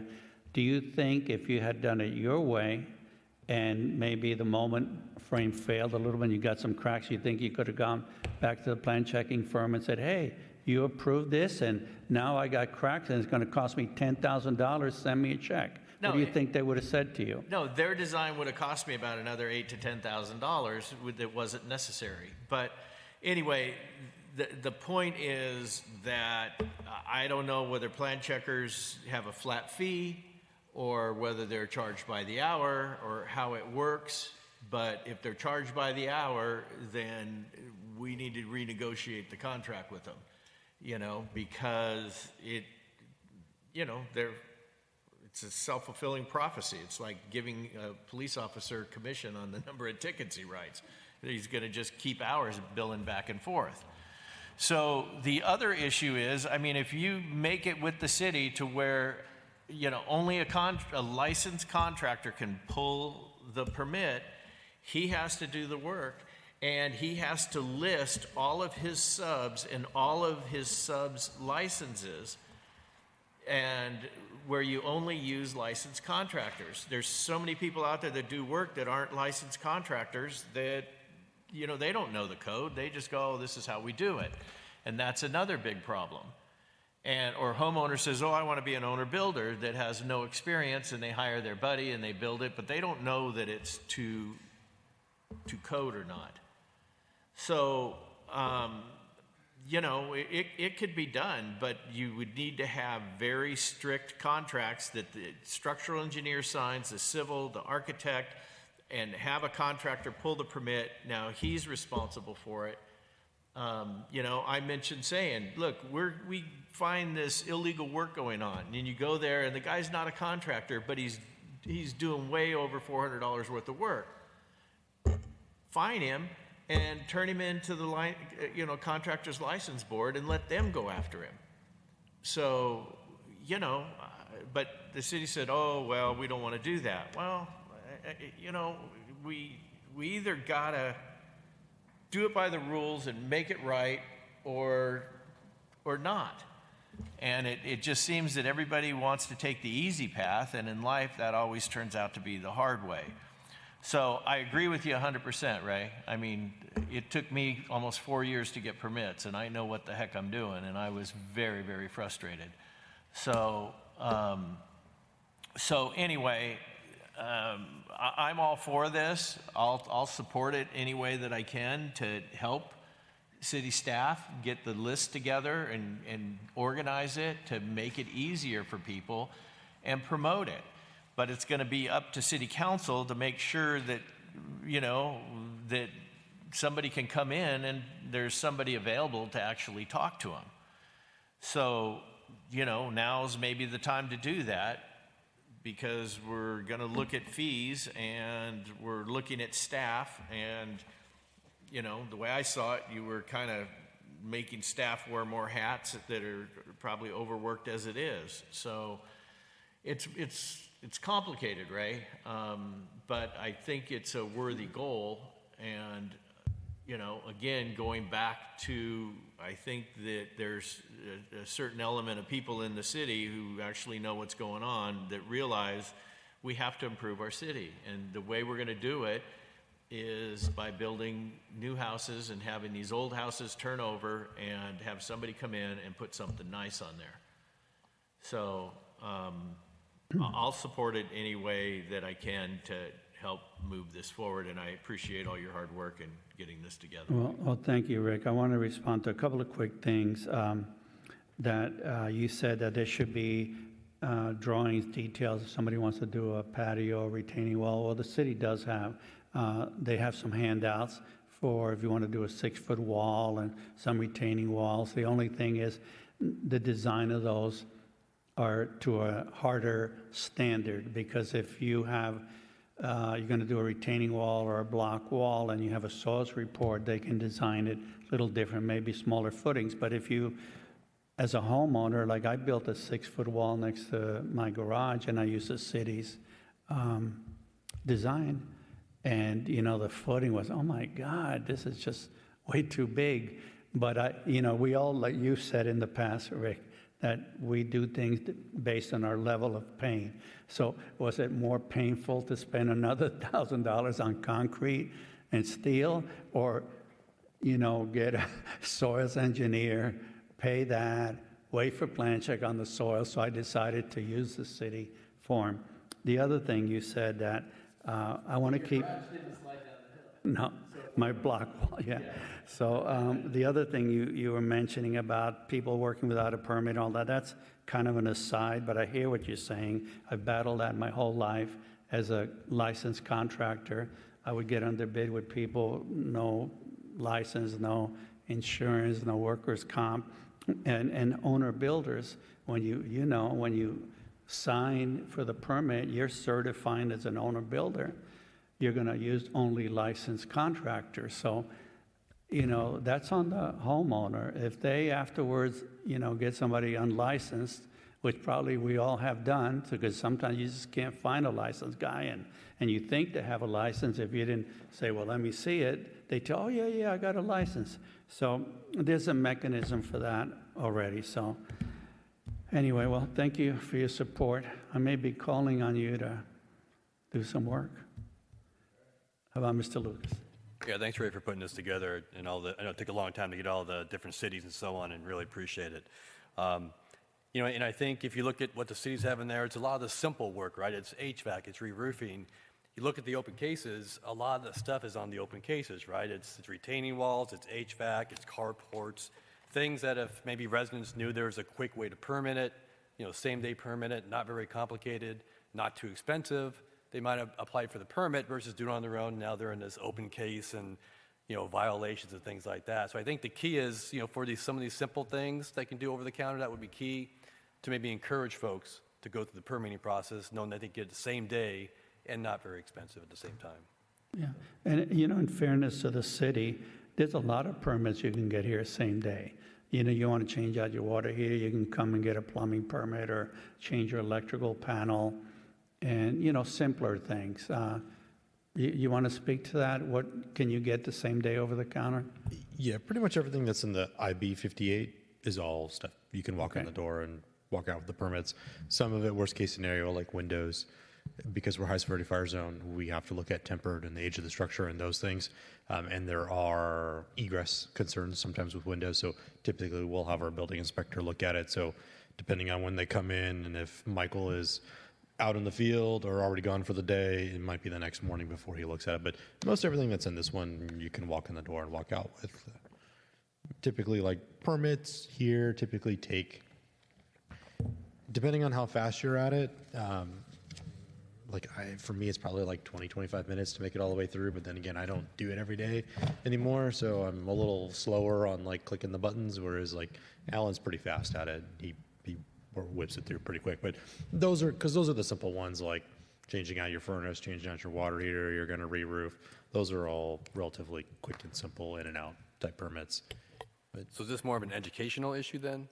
That some of these things on the report obviously didn't pull permits, so either they thought it was super expensive, they thought it was going to take a week, or there's that aspect too, right?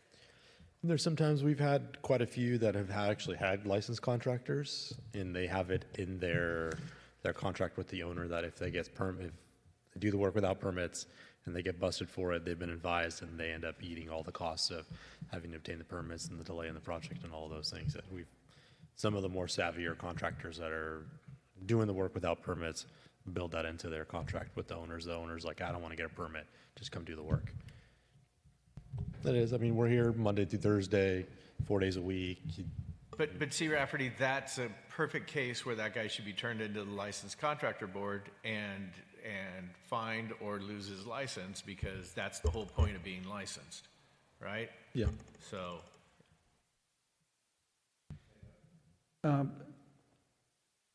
But we don't have online permitting of any kind. Currently, we don't do any of the online permitting. And to be honest with you, it's pretty amazing the number of people that walk in, including licensed contractors, that don't know how to fill out the permits. Right, Don't know Alan? how what? How to fill out the permits. Right, Alan? How many? Most of them don't know how to fill out permits. Yeah. Well, that's a product of our education system, I guess. So what we're talking about here is more projects like, patio covers, addition. small room additions, small remodels. I mean, look, I'll give you guys a perfect example. Most of you have been to my house. You haven't.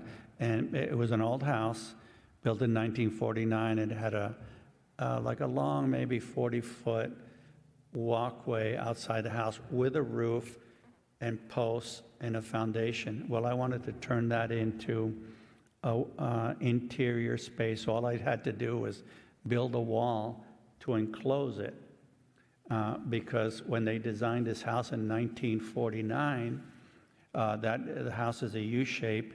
There was 3 bedrooms on one side of the house. It's a U-shape. You have to walk through with a kitchen, then through a pantry to get to bedroom 4, walk through 4 to get to 5, and walk through 5 to get to 6, which is very bad design. You never want to walk through a bedroom to get to another one. So by creating this enclosed hallway, it gave me a hallway where now I could get into these rooms, and it improved the floor plan tremendously. So I come in, I draw up plans, and I come and I show. I was so excited. Just bought this house, formerly owned by Mary Ann Knott from Knott's Berry Farm. She built the house, and I thought, a pretty nice drawing, and I was trying to get a permit to build this wall and then kitchen remodel, normal stuff that I can get permit. Building inspection, this looks too complicated.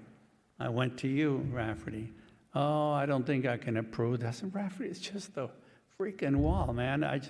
It's not even structural. It was already covered. And you said, it looks too complicated. You're going to have to do plans. Well, thousands of dollars later, now I have to go to an architect and structural calculations, and I don't know, 6-7 months to get this approved. And meanwhile, I'm just pulling my hair. I just want to get started. And I thought, this was such an easy project. Why couldn't this have been approved? So this is the kind of stuff I'm talking about. I mean, you guys went through a lot sending these plans back and forth. And at one point, the plan checking firm said, well, we think we're going to need a structural analysis on this house, which means you take wind loads, earthquakes on the whole structure for me to build one 30-foot fill-in between the posts. And I said, absolutely not. There is no way. This is an old house. It's withstood the Whittier quake and all these other quakes, and the house is intact. To try to do a structural analysis to modern standards, part of the house is built out of adobe. How in God's name do I meet modern standards with that? So you, and I don't know if you remember that far back, and Scott Fasika said, okay, well, maybe you won't have to do that. But the thing is, it was misery to try to get this approved. So, Well, interesting enough, my house on Skyline, there was a 2,200 square foot house there, and I found the original plans from 1953, 56, somewhere in there, when they built the house, and it was 2 pages. That was it. And they built the whole house. And the thing stood for 50 years through all the earthquakes, winds, everything else, and it stood for 50 years. And the project that I did, I think I had 68 pages of plans, full-size plans and details to do my room addition. it's the way of the world now, Rick, unfortunately. I mean, that patio that I built behind my house has got a circular staircase and a deck on top. That had 9 pages of plans and 85 pages of structural calculations, 8.5 by 11, and built out of structural steel, tremendous footings. And back in the day, something like that would be built with some 4x4 posts and maybe a 2-foot deep footing. And I had massive 6x6 steel posts buried into the ground, 3 feet, with a footing that connected everything back to the house. So, Okay, I think we could give anyway. examples all night, but Yeah, I know. So, all right, how about you, Ms. Hess? courtesy of people's time. So what do we do, Ray? Well, let me do we get- want to keep this Let moving me forward? get some comments from Okay. this side of the... I mean, it sounds like a great idea. I would put it back to Rafferty and just say, is it possible to implement a program where we have an over-the-counter plan check review, or do you foresee any issues with this? Is there a cost problem? You're the person that has to actually implement this, so tell us if you think that this would make your life easier or make it harder. I mean, obviously, the cities we're looking at that have these programs are larger cities, so they're going to have plan checkers on staff. We don't have plan checkers on staff, so that's part of it. There will definitely be a cost associated with doing something like this because we will have to bring plan checker in and sit them in. I think if it's a good idea, it's a good program. A lot of times there's a lot lacking out of plans that come through the door. So it's something that could be done, but it would be probably not everybody would walk in and walk out the door with it right away to it. So there definitely would be a cost associated with it. Doesn't mean that we couldn't build that cost into the permit review process of figuring out the time that we would need somebody from building, somebody from fire, potentially somebody from engineering to be in the office. And I think it would be something that we'd have to look at like a day, a month or something like that, where we can bring all these people in, sit them in, and have everybody available to be able to do these things. Obviously, like planning side of it is not as difficult for some of those things. Having the building people there, the fire people there to make sure that what they're doing is going to be able to meet those code requirements, and potentially putting that down on the plans for us to be able to approve it at one time is something we could look at. But it would definitely take some time to put a program together, figure out what we could look at, what is realistically something that we could like approve over the counter. Here, like patio covers, we have a standard for retaining walls. Some cities do have a standard for patio covers. So like City of La Habra, I know for sure, has a standard plan for patio cover. Here our problem is we're in a higher wind load area, so the wind load has to be bigger, and then we have such a variety of housing types and site conditions that it's hard to have one standard plan for something like that over that somebody could just take and go back and build, because I mean all of you have a very different property, different site conditions, different slopes behind the property, how they come up to it. So it makes it a little more difficult to have like a one size meets all for like a patio cover or some of those things, just because there's such a wide variety of property types and soil conditions and faults and those other things up in the heights here versus some other cities. And you look at La Habra is pretty standard, pretty pretty flat for the most part until you get into the hillside areas over there. But something we could work on and look at a little further if the commission wants to look at it. Definitely would be a cost associated, but it doesn't mean we couldn't factor that into some sort of expedited plan check review cost instead of paying the regular plan check cost that we today. So plan check is a percentage of the building permit cost. So based off the either the size of the project or the valuation of the project is how we determine the plan check cost. Our plan check consultants, they take a percentage of that. So they take 66% of that plan check fee is their cost, their fee to review the plans. They do 4 reviews before charging anything additional to it. So most don't go more than 4 reviews on average. Most kind of wrap it up in 3 or 2. So then they only will bill additional if it's above 4 reviews for that, but they take a percentage of the plan check fee. So maybe instead of a plan check fee, it's the cost of figure out what a typical cost would be to have all of those people there for an hour of time that you would be there sitting down with them, and that would be the plan check fee to cover that cost. So some options. All right, so it sounds like the next steps then before our next meeting would be to at least start the process of doing the cost analysis. And then if there's anything that can be done as far as educating applicants on what needs to be included with their applications so we don't get these deficient applications sent that have to keep going back and forth all the time. Yeah, okay. Mr. Blagden? Thanks. Just starting off with revenue. By law, the city can't charge more than the cost to process an application for the permit or fees. So revenue doesn't matter as far as helping the city, except if you get a step cost and just before the next step, you might get some positive revenue, but it's a wash. So I wouldn't look at the revenue at all. The city used to have office hours with the plan checker. So that's something that has been done in the past.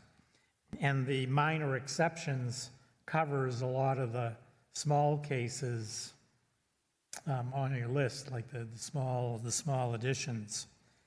And having looked at the plans for 25 years, I would say the number one problem is incomplete applications. I think like that one you mentioned on Vista, I'm just going to guess on this one, 5th or 6th revision, it was because they didn't submit what they needed to submit the 1st, 2nd, 3rd, 4th, and 5th times. Would that be likely? They got stuck on needing a fuel modification, and then the designer tried to do fuel modification but had no idea what it is, and there was some of that. Yeah, so that's not on, and the city has a checklist for applications. They had exactly what you were reading there, the size of paper you need to have, the things you need to have on it. That's in that packet. So that's something that already exists. My thing would be to have the staff person who takes in the plans go right through them when the person brings it in. And if they don't have the stuff, give it back to them. Then you wouldn't have all this time wasted going through multiple revisions. This brings to the next question, and you might be able to supply some feedback on that, is the plan check firm, how long does it take them to review the plans? Are they doing it expeditiously, or do you need to wait a long time? Because I know with the city engineer, following roads project, it frustrates me to no end how long it takes them to do stuff that just should take a short time. I don't know if they're too big and we're too small, or they're too small and they can't handle it, but at least on that side, they should be done faster. Now with the plan check firm, are they turning the stuff over like in a couple of days, or is it taking weeks? Yeah, I mean, typically here, the longest time you're spent in planning, because most of back in the time you dealt with me, but we do have Liz now who's reviewing the planning stuff so that things are moving along faster there. Typically, like building is usually like a week and a half, depending on couriers and things coming back and forth. 2 weeks, depending on that. Sometimes it depends on when it comes in.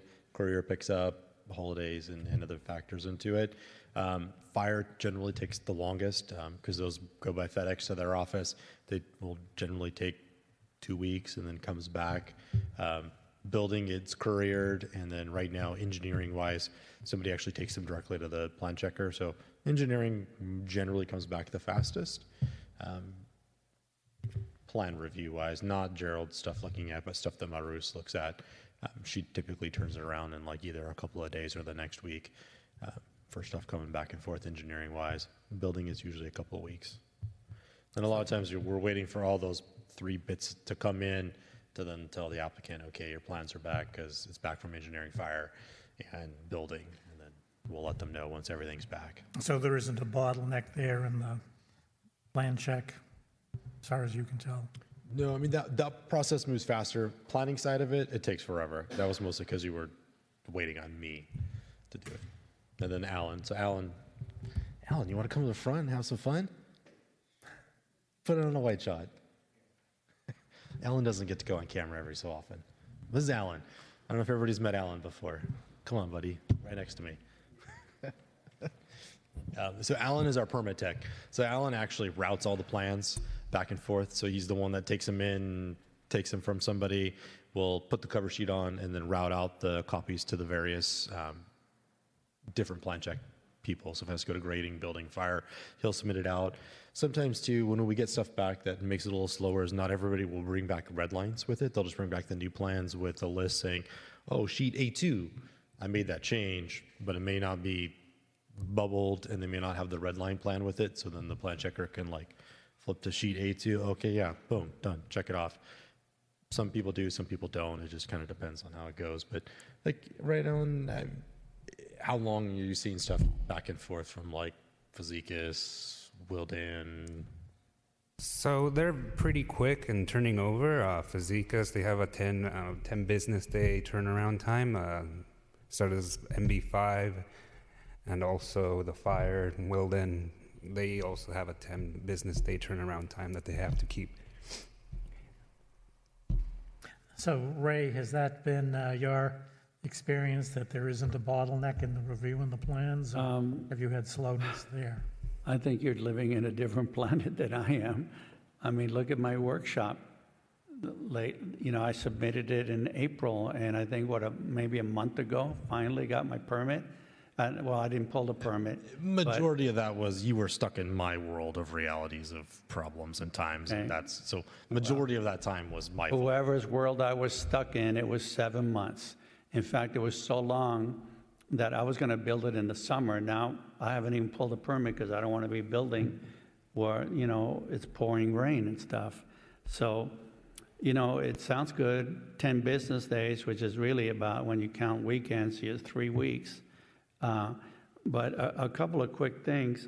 This list of the checklist of what you need, like the one I went over in Long Beach, I've been building here a long time. I really can't recall somebody handing me a list and say, you need this, this, and that. Maybe I'm getting senile, but I don't remember this list.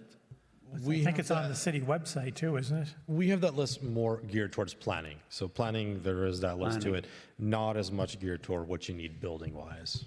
Okay, well, the list I read off is what you need, on a set of plans so you can get approval. And like you said, if we had such a list and somebody brings in a set of plans, Alan can look, okay, number one, site plan. Okay, you got that. Are you talking about planning plans or building department I'm plans? talking both. To me, Two separate things. I know it's a separate thing, but planning is more, do you meet setbacks, the height, this and that. So you could breeze through planning, but then you get stuck in the building department with like an engineer like Rick went through. So anyway. All right, and then, So as I was, if I could just interject one more thing here. Another problem with our planning and getting approval through planning is that, I probably shouldn't say this on the record, but we ask for things that are ridiculous in planning.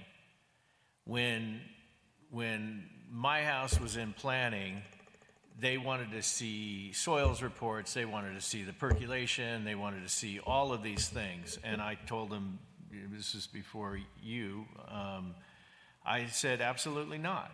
I said, I'm not going to waste that money if you don't approve my project. This is planning. This is what my design is. You approve my design, and then I'll spend all the money on engineering. But my neighbor's house next door, it's been what, 3 years, Rafferty, at least? And now he's going to go do the trench for the seismic and he's not approved yet. Well, if you don't approve his plan, he's done the percolation test, he's done soils engineer, he's doing the seismic test. He's spent, tens of thousands of dollars in all this engineering, and his house design isn't even approved. Well, that's kind of a chicken or the egg thing. No, it's not. It's not at all, Stephen. Because if for whatever reason, it goes to the planning commission and we don't approve the house, and the guy goes, well, if I can't have the house I want, he wasted all that money that wasn't necessary. Planning is planning, not soils engineer. It doesn't matter. I forget the guy's name, Lee or something. I told him, I said, look, you designed the house. If the soils report comes back and my soil's crap and I got to put in 100 caissons, that's my problem. But not here. But yet we make them do all those things, and I 100% disagree with it. Planning is planning, and plan check is all the engineering. Well, I think there is a connection between them. Well, say if the There's lot nothing didn't- between it, Stephen. If the lot Planning is didn't planning. perk, if it didn't perk, then maybe they might say, well, I guess I can't do something. Better to find that out up front than after spending all the money on plans. That's up to the homeowner, I mean, that's not part of planning. You're trying to protect the homeowner in case it doesn't perk, or he has to do this, or he has to do that. That's his problem. The design is the design. That's planning. Well, I think they act together. They don't act together, Like Stephen. I mean, it's very simple. It's because it's convenient for you and it's convenient for them. Not convenient for me. Well, I mean, it's convenient for you to make the argument that, oh, well, it's better because now we know that the seismic and there's no fault where the house is going to crack in half, and we know it perks, and we know what what difference does it make what the soil compaction comes back with for the design of the house? It's up to the civil engineer and the structural engineer to design the footing based on whatever that soils report is. But that is what takes all this time in planning. And it's ridiculous. It shouldn't be that way. You design, you approve the design, and then they do all the engineering, and then they submit all the engineering at one time. Let me continue with my comments then. So anyway, go ahead. Yeah, and there in incomplete applications, there was the house on Canola that came for like 5 or 6 meetings, and every time we asked the architect for lighting plan. Didn't give it the next time. It had to go like 5 or 6 times before we brought the lighting plan to the last meeting. So applicants don't leave out information that's to their benefit. So usually when there's something missing, it's not because, oh, I forgot. It's because there might be something on that component that there's a problem. Yeah, so that's why it's good to have the checklist, and if they don't have something, don't take it in and then tell them they need it. Just say, hey, we need this. Yeah, the online permits, the system can do those. I think is it Civic something or other? Citizen Serve, it does have a has the capability. Yep. And then the council wants to reduce the setback encroachments and not reducing building separation based upon those fires last year. So we can't be too much setback stuff in an expedited manner. And then myself, I've been asked for some plans for quite a while ago. I don't know where that there seems like they should be like right on the shelf, but I don't know if that's part of the problem of the filing or what. Yeah, and with the soils reports and basic, like if you go down to La Habra to build something, unless it's up on the hill, it's a flat city with grid lots. So that's a lot simpler than up here where you have, especially with the remaining lots, you really need the soils reports and stuff. You can't do an expedited review, whether it's at the planning level or the building level, because you have soils, you have earthquake faults, you have oil wells, you have blue line streams, all kinds of stuff that makes it more complicated here. And you mentioned less plan check on soils report, but like I just said, for especially the undeveloped lots, those are important. But in the past, the city has said, like your house on Skyline, or the one you have now. That's on Sharpless. Yeah, or where Rick was. If the house has been there for, 50 years, and you're working basically within the same footprint that the city would do before, you don't need a soils report because the land has already proven that it's stable. But, Steve, the code doesn't say you don't need a soils report because your house is 50 years old and it should be stable. You're getting into bigger projects, I think. You're talking hillsides. I'm not talking about any of that. Of course, you're going to need a soils report for a new home, but I agree with Rick that you don't need that to submit your plans to see if you meet setbacks and heights and all those kinds of things. And then you mentioned about the PDF. The city requirements are they're supposed to submit a PDF of your plans, Yeah. thumb drive. Yeah, but that's with plans also. I'm saying you bring a USB stick with your plans on there, and that's what you submit. Now, does the plan check firm have the capability, do they have the big screens, they can review plans from a digital file and make comments based on that? Plan check, from what I know, all of the plan check companies do have the ability to do digital plan reviews. So if that was the case, then the building plans don't have to come in the big logs, We don't have the infrastructure to be able to do it here. but you don't do the plan check here, that's done. Yeah, but we would still have to be able to accept it and submit that back out, and we don't have that digital infrastructure in place to be able to support that. Well, you could, Well, that might be something that could help then. And also, we probably won't go to like full paperless, at least until Michael is retired.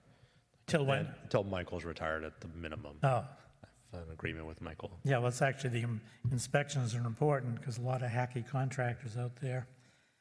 And then someone mentioned about, I don't know if it was Commissioner Brooks or the chair, about the trusting the engineer stamp. that was me. That's one thing I don't trust, is the stamp, assuming that stamp plans are correct. There's a couple of houses being built on Churchill, and to me, drainage check is if you have an uphill driveway, there needs to be some diversion before the bottom of the driveway to catch the initial runoff. Neither of them have it. It's straight to the street. And those were stamped plans from an engineer for the drainage. That's why I always like to see the drainage plans, because they're not necessarily going to be checked for compliance. That's been a law, federal, state, and local for like 30 Okay, years. so that's really simple. That comes back to our building department, our building inspector, when they put in the driveway and he won't sign it off and goes, "Where's this drain?" And it's not there. The contractor has to put it in and let the contractor and the engineer figure out whose fault it is that it's not on the plans. Yeah, it's a lot simpler to But check it that's more got to upstream. be where, if everything is disciplined, it works fine. So, anyway, but that gets back to inspection, and Michael knows the code. So if there's something that's done that's not to code, that's up to Michael to catch it and say, you got to fix it, and it's not our problem who has to fix it or who didn't put it in. But it's a lot cheaper, faster, and easier to catch it upstream before they build it. Yeah, that's why it takes 4 years to get projects approved, though, Stephen, because you try to catch everything upstream. It's pretty simple. And then the code violations, as I've mentioned a number of times, a high percentage of the building without permits is new owners. And so that's why I worked on that flyer to mail to new owners to let them know what needs a permit, why you should get a permit. If we can head off the new owners from, right when they buy the property, within a couple of weeks, get them information on what do you need to get a permit for, that will cut the code cases down by 40-50%. I don't know if I agree with that. Somebody that can buy a house in La Habra Heights says, I think there's only one house for under $1 million, and it's just under $1 million out of 19 listings. And if you can afford to buy a house here, you're not a first-time home buyer. You've been around the block, and you came up here, and these lots are so far apart, I think, hey, I can get away with this. Nobody's going to see it. So I appreciate the effort that came out in the Heights Life, that article about getting permits and all that, and that's good. But I don't think new people just don't know better. They've lived in other cities that have permit requirements. Well, the last item on the code, the new code cases, the last one is a recent sale. They bought it for 1.4 million, doing stuff without permits. So they knew, but it didn't bother them. That's why I said you need to let them know that you need a permit, and the process of letting them know lets them think, well, someone's going to be watching me. All right, that's all I have. All right, well, Oh, one other thing. What's tenant improvements with no change of use? what? You have in the report here, tenant improvements with no change. Well, because that's Long Beach, they have commercial, so tenant improvement is you have a commercial building and you put a wall down the middle. That would be a tenant improvement, so that wouldn't really apply to us. That's why that list would have, somebody would have to go through it and customize it to our city. But I definitely agree with you trying to do, and I'll work with you to do it. Right, well, I appreciate that. One of the things why I think it's difficult to build here, I think our plan checking firm has to lighten up. Not a little bit, but big time. We're a small little community. They hold the applicant to the highest standards that in some cases don't apply. I'll go back to my recent workshop. One of the first plan check corrections, fire sprinklers are required. So I had to write a letter and enlighten them. I didn't trigger any of the 7 items that trigger fire sprinklers. But see, they put that condition on just about everything because it's easy for them on their word processor. Oh, this should have fire sprinklers. And that's a huge expense for me. It would have been a monumental expense because I would have to bring a new, bigger water main, tear up a paver driveway that probably cost me $30,000, buy a bigger water meter, and what are they, like 15,000? Something, they're expensive. And why? Because some plant checker decided, oh, it's a good idea to have fire sprinklers. I said, no, thank you. And I'm like, Rick, I've been around the block more than him in construction. You're great at structural steel, but I've developed lots of things. And that was one of them. Another one was they wanted an erosion control plan. I looked up the code. I'm disturbing 837 square feet of a flat area and don't do an erosion control plan. And I looked that up and it's required. Correct me if I'm wrong. When you're disturbing an acre or more. I wasn't directing. Now, they did, bless their hearts, come back and say, okay, you don't need to do that. But it was just a lot of effort. So the point I'm trying to make is we need to get Facecas back down. I mean, just the amount of regulation of things that they, and even you, Rafferty, I remember specifically one time at a meeting when you were asked what standard do you have if there's an interpretation of the code, you said we hold them to the stricter standard. Why can't you just say, well, that looks pretty good to me. We're not going to put you through the ringer on that. And that's what I would ask of the city, to just kind of back off. Let the people here breathe a little bit. It's like suffocating. It really is. So I'll get off my Well, those soapbox. two you just mentioned, the sprinklers and the erosion control, if those weren't required and the plan checker put them down as things you did, is that because they just we'll say either missed it or didn't know that it wasn't required? Or were they trying to be unnecessarily strict? Erosion control, anytime you're disturbing any ground, erosion control is required. When you disturb more than an acre, you move into another stormwater sewer prevention plan, SWIPE plans, which are a much greater document for stormwater. But typically, anytime you're disturbing soil, you need some sort of erosion control to just make sure that there is no erosion from it, which is typically why we require erosion control plans. And those are living things that go along with the project as you move and you construct your project. They change over time for that. But there was no grading involved whatsoever. I was going to dig a footing, and that's the extent of. But anyway, I don't want to harp on that. You know, that might be okay. Now, was the erosion control plan required need to be done by an engineer? No, plan checker that came back. Yeah, but was he requiring you to get like an engineered plan? An erosion control plan, that's usually done by some kind of architect or Yeah, so, engineer. but in a case where it's 800, like we've talked about landscaping before, if you're just landscaping a wall in front of your house, just a hand-drawn plan is sufficient to show you got it. So if he's doing an 800 square foot building, he certainly knows, well, you put some of the rolls here and direct it there, sandbags here. That's something you could draw yourself as opposed to having an architect or engineer do it. Is that something that might help? Potentially, yes. But now on the sprinklers, was that something that a slip up where they shouldn't have sent that back to him? Sprinklers are a very interesting world for that. So typically all new development requires fire sprinklers. So anything new structure, new development requires fire sprinklers. The occupancy of the workshop isn't like habitable living space. It's a workshop. It's more of a garage. So when we dug through and looked at it and said, okay, this isn't habitable space for people to live in. This is a workshop space. So it doesn't necessarily need to be required for that. So that's something where they just needed some education, and the next person isn't going to have that same problem because now they know.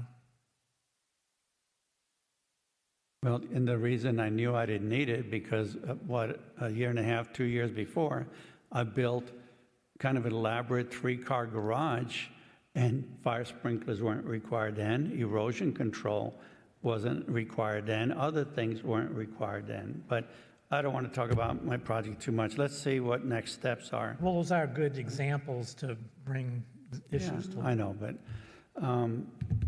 okay. So what I'd like to ask my fellow commissioners, review the information you have, and then when we come back, maybe come back with some solid suggestions of something that we could present to the council. What would it be, like a resolution that a recommendation, I guess, to the city council that we institute? Laura, you think you could put together like a recommendation that sounds kind of legally, so that it'll scare them into approving it? We didn't do enough tonight to do that. Huh? I say we didn't talk about it enough to do that. Yeah. But we also need to do some homework ourselves and Yeah. look up what the city's current requirements actually are. Yeah. We're not telling them to do stuff that they already do. Yeah. That's why I want you to have, I know I sprung a lot of stuff on you tonight, but maybe, Alan, you could look at this and see if you have, I mean, you really got to talk to the people who are in the firing line, so to speak, that have to do the work. So, because we could make all kinds of suggestions that maybe aren't doable. But you were right that we used to have the plan checker came in once a week. How many times have I asked for that person to come back? I think you've all heard me, but I don't know what happens. It never gets implemented. It's like, oh, we don't have enough projects. I think if you advertise in the Heights Life or on the city website, hey, we have a plan checker on this day, you want to do this, this, or that, come in. And I'm not talking about a water heater. You know, Alan can handle that. I'm talking about you want to do this patio structure or get an approval for a block wall someplace or, you know, simpler. I'm fully aware that the city cannot approve a complicated project. And as you look at the documents I gave you, you'll see that that's not what I'm asking for. But I think it would be great if you had a 500 square foot addition that's not a two-story or hanging over a cliff or something. You should be able to get an approval over the counter, assuming you bring in all the items on the checklist, and then corrections could be made on the plans in ink right then on the spot. On my last set of plans, I thought I'd be a good guy and I'd write in the elevation and plan in the workshop. Remember workshop? The elevation. One of my plan check corrections was to have the elevation, something that really wasn't even required, I don't think, to be put on the plans, professionally, like in ink, not a handwritten. I thought, come on, guys, really? I got to reprint this whole page, get the architect, hey, make sure you put the elevation in. So I just have plan checking back off a little bit and think this is a small community. We all want to kind of get along and make this city, as beautiful as we can. And I see too many derelict properties that people, maybe if they thought, man, I can go in and with not too much pain, I can get a permit to remodel my house. A house remodel would be a good one. He's going to put new windows, stucco, a new roof. Why should that require extensive plans that have to go out to a plan checker? Now, I don't think the plan checker was here while you've been here. Has there been? No. In my time here, no. So it used to be Scott Fazekas who was in-house. And that stopped before I started. I think Scott was here, and then people used to come in, and then slowly over time, less and less people came, and he was just sitting here. And I think, Have you heard of why the city stopped doing it? there was nobody coming in, so he was just sitting here, and it was more of a like, I'm costing you money to just sit here, and nobody's coming in to ask a question, look at plans. Now, it would seem that while he was here, he would just be reviewing some plans that he was going to do back at the Yeah. office, so he wouldn't be totally wasting his time. But it was just not enough people coming in? Yeah. So How they many got- people, okay, well, what the chair's saying is if we had somebody, then the demand would come in, but before, they weren't coming in. And obviously, we needed to do it today. Projects have gotten bigger, code requirements have gotten much larger, so we would also need to loop in fire department and our fire plan checker and probably our engineer to review those plans, be able to get full sign-offs on everything. So even like a 500 square foot addition would require fire department and stuff? So it's actually, It may not necessarily need engineering, but you might end up moving some dirt. There may be a need for her to review it, but definitely fire department. so it might not be as simple as it seems. But something we can try. What I could do is I can go back and work with Scott, our building official, and kind of look at that. Okay, let's look at on a basis, what is something that we could potentially kind of have a one-stop shop, come in with plans review and do that. Then I can also bring that back with some of the other information at our next meeting. So it gives another starting point for the commission. Or would you have him tell you what are the types of things that he could do over the counter? Yeah. I think it's doable. Okay, so we'll just review this to the next meeting, and then hopefully, and then we'll get a staff report, and I want Alan involved since I have one copy for you, and see what's workable. Let's just copy, it doesn't have to be Long Beach. I picked them because they had a nice website and they're convenient. We could, I'll be very happy to go down there and talk to them. And then let's see if we can forward it to the city council. They're looking for ways to get additional revenue. This could be it, because I think the city is leaving a lot of money on the table with all these unpermitted. You have 60 people there. If, let's say, the average permit is $2,000, that's a lot of money. But it doesn't do anything for the city. It's a wash. I don't think it's a wash. You always say that. Well, but But that's when the I law. pay It's- But even if thousands it's a of dollars- wash, it raises revenue so we can Yeah. afford to have city But- staff so that the But you residents only get better can- service. You can only pay people who do that work. That's why I was talking about step costs. You might make some money before you go to needing an Well, extra I'm not person. talking about profit, I'm talking about revenue. It raises revenue, which if you raise revenue, then you have the money to hire staff to give better service. So you're talking about profit, we're talking about revenue. We both own companies, we understand the difference. Well, I So have it's as not well. neutral. More revenue you raise, the more staff you can afford. Am I right, Rafferty?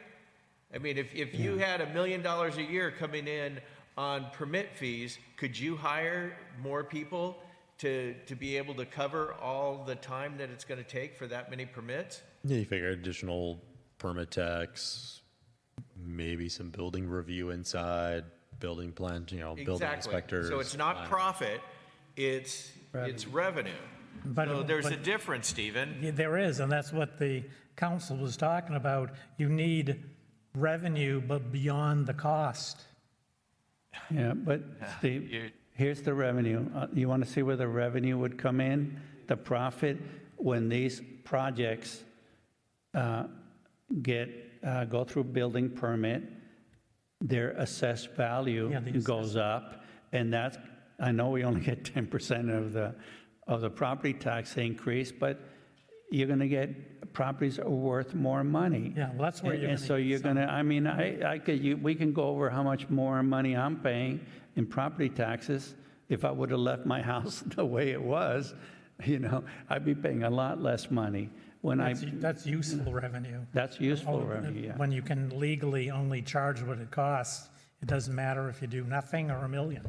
Well, I don't believe this, that legally, this is the cost. I can show you where I come in, and I think one time, Rafferty, you approved something, just the planning of it was, I don't remember, I want to say $700, but maybe I'm wrong. I know. But it took 20 minutes on the counter, and I was charged hundreds of dollars. I dare say that I paid more than what it cost. Well, then But that anyway, should be let's, lowered. Well, that's what a fee study is, like Rafferty said at the beginning, is they look at time and materials for what it takes to process a particular item.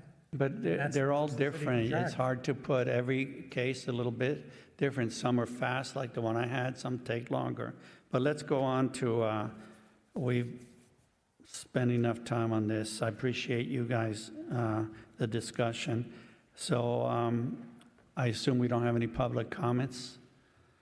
Okay, staff comments? We have some events coming up. I don't remember all the dates, but Easter egg hunt, it will be happening at the park. The Easter Bunny will be making an appearance on a fire engine. Their community yard sale is back on again. So if you have interest, there are some flyers here, some guac talks, also on Improvement Association website. Up until, I think, beginning of March, all the spaces are being held to residents only. So if you have an interest as a resident and want to join the community yard sale and get a space, now's the time to do it, because I believe starting in March, they're going to kind of open it up to there's some people in La Habra that are interested. So that's another big one that's coming up. And then quarterly cleanup in Hacienda Road trash pickup is coming up again here in April. So we'll have another quarterly cleanup event and Hacienda Road litter abatement in April. So a couple events coming up. Thank you, Rafferty. Planning Commission comments, Mr. Lucas? Nothing to add, nope. Brooks?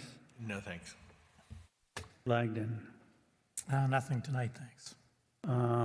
Ms. Hess? I don't have any comments, just say thank you for your participation. I know it's not the easiest thing to be a volunteer. And I have a question for Rafferty. The meeting on Saturday about budget, that was very informative, but I kind of found out about it as a fluke because I'd heard about it and I went on the city's website, but it wasn't on the website. Did I miss where it was? I mean, how is people supposed to know that if they didn't get the Heights Life? It should have been in the news flash. So underneath when you first come onto our website, And there's the rows for meetings and agendas and documents and all of that stuff. Below that, and the news section over there, there was an article on it. Okay, I missed it and I looked for it. That's my bad. All right, well, thank you. With that, meeting adjourned.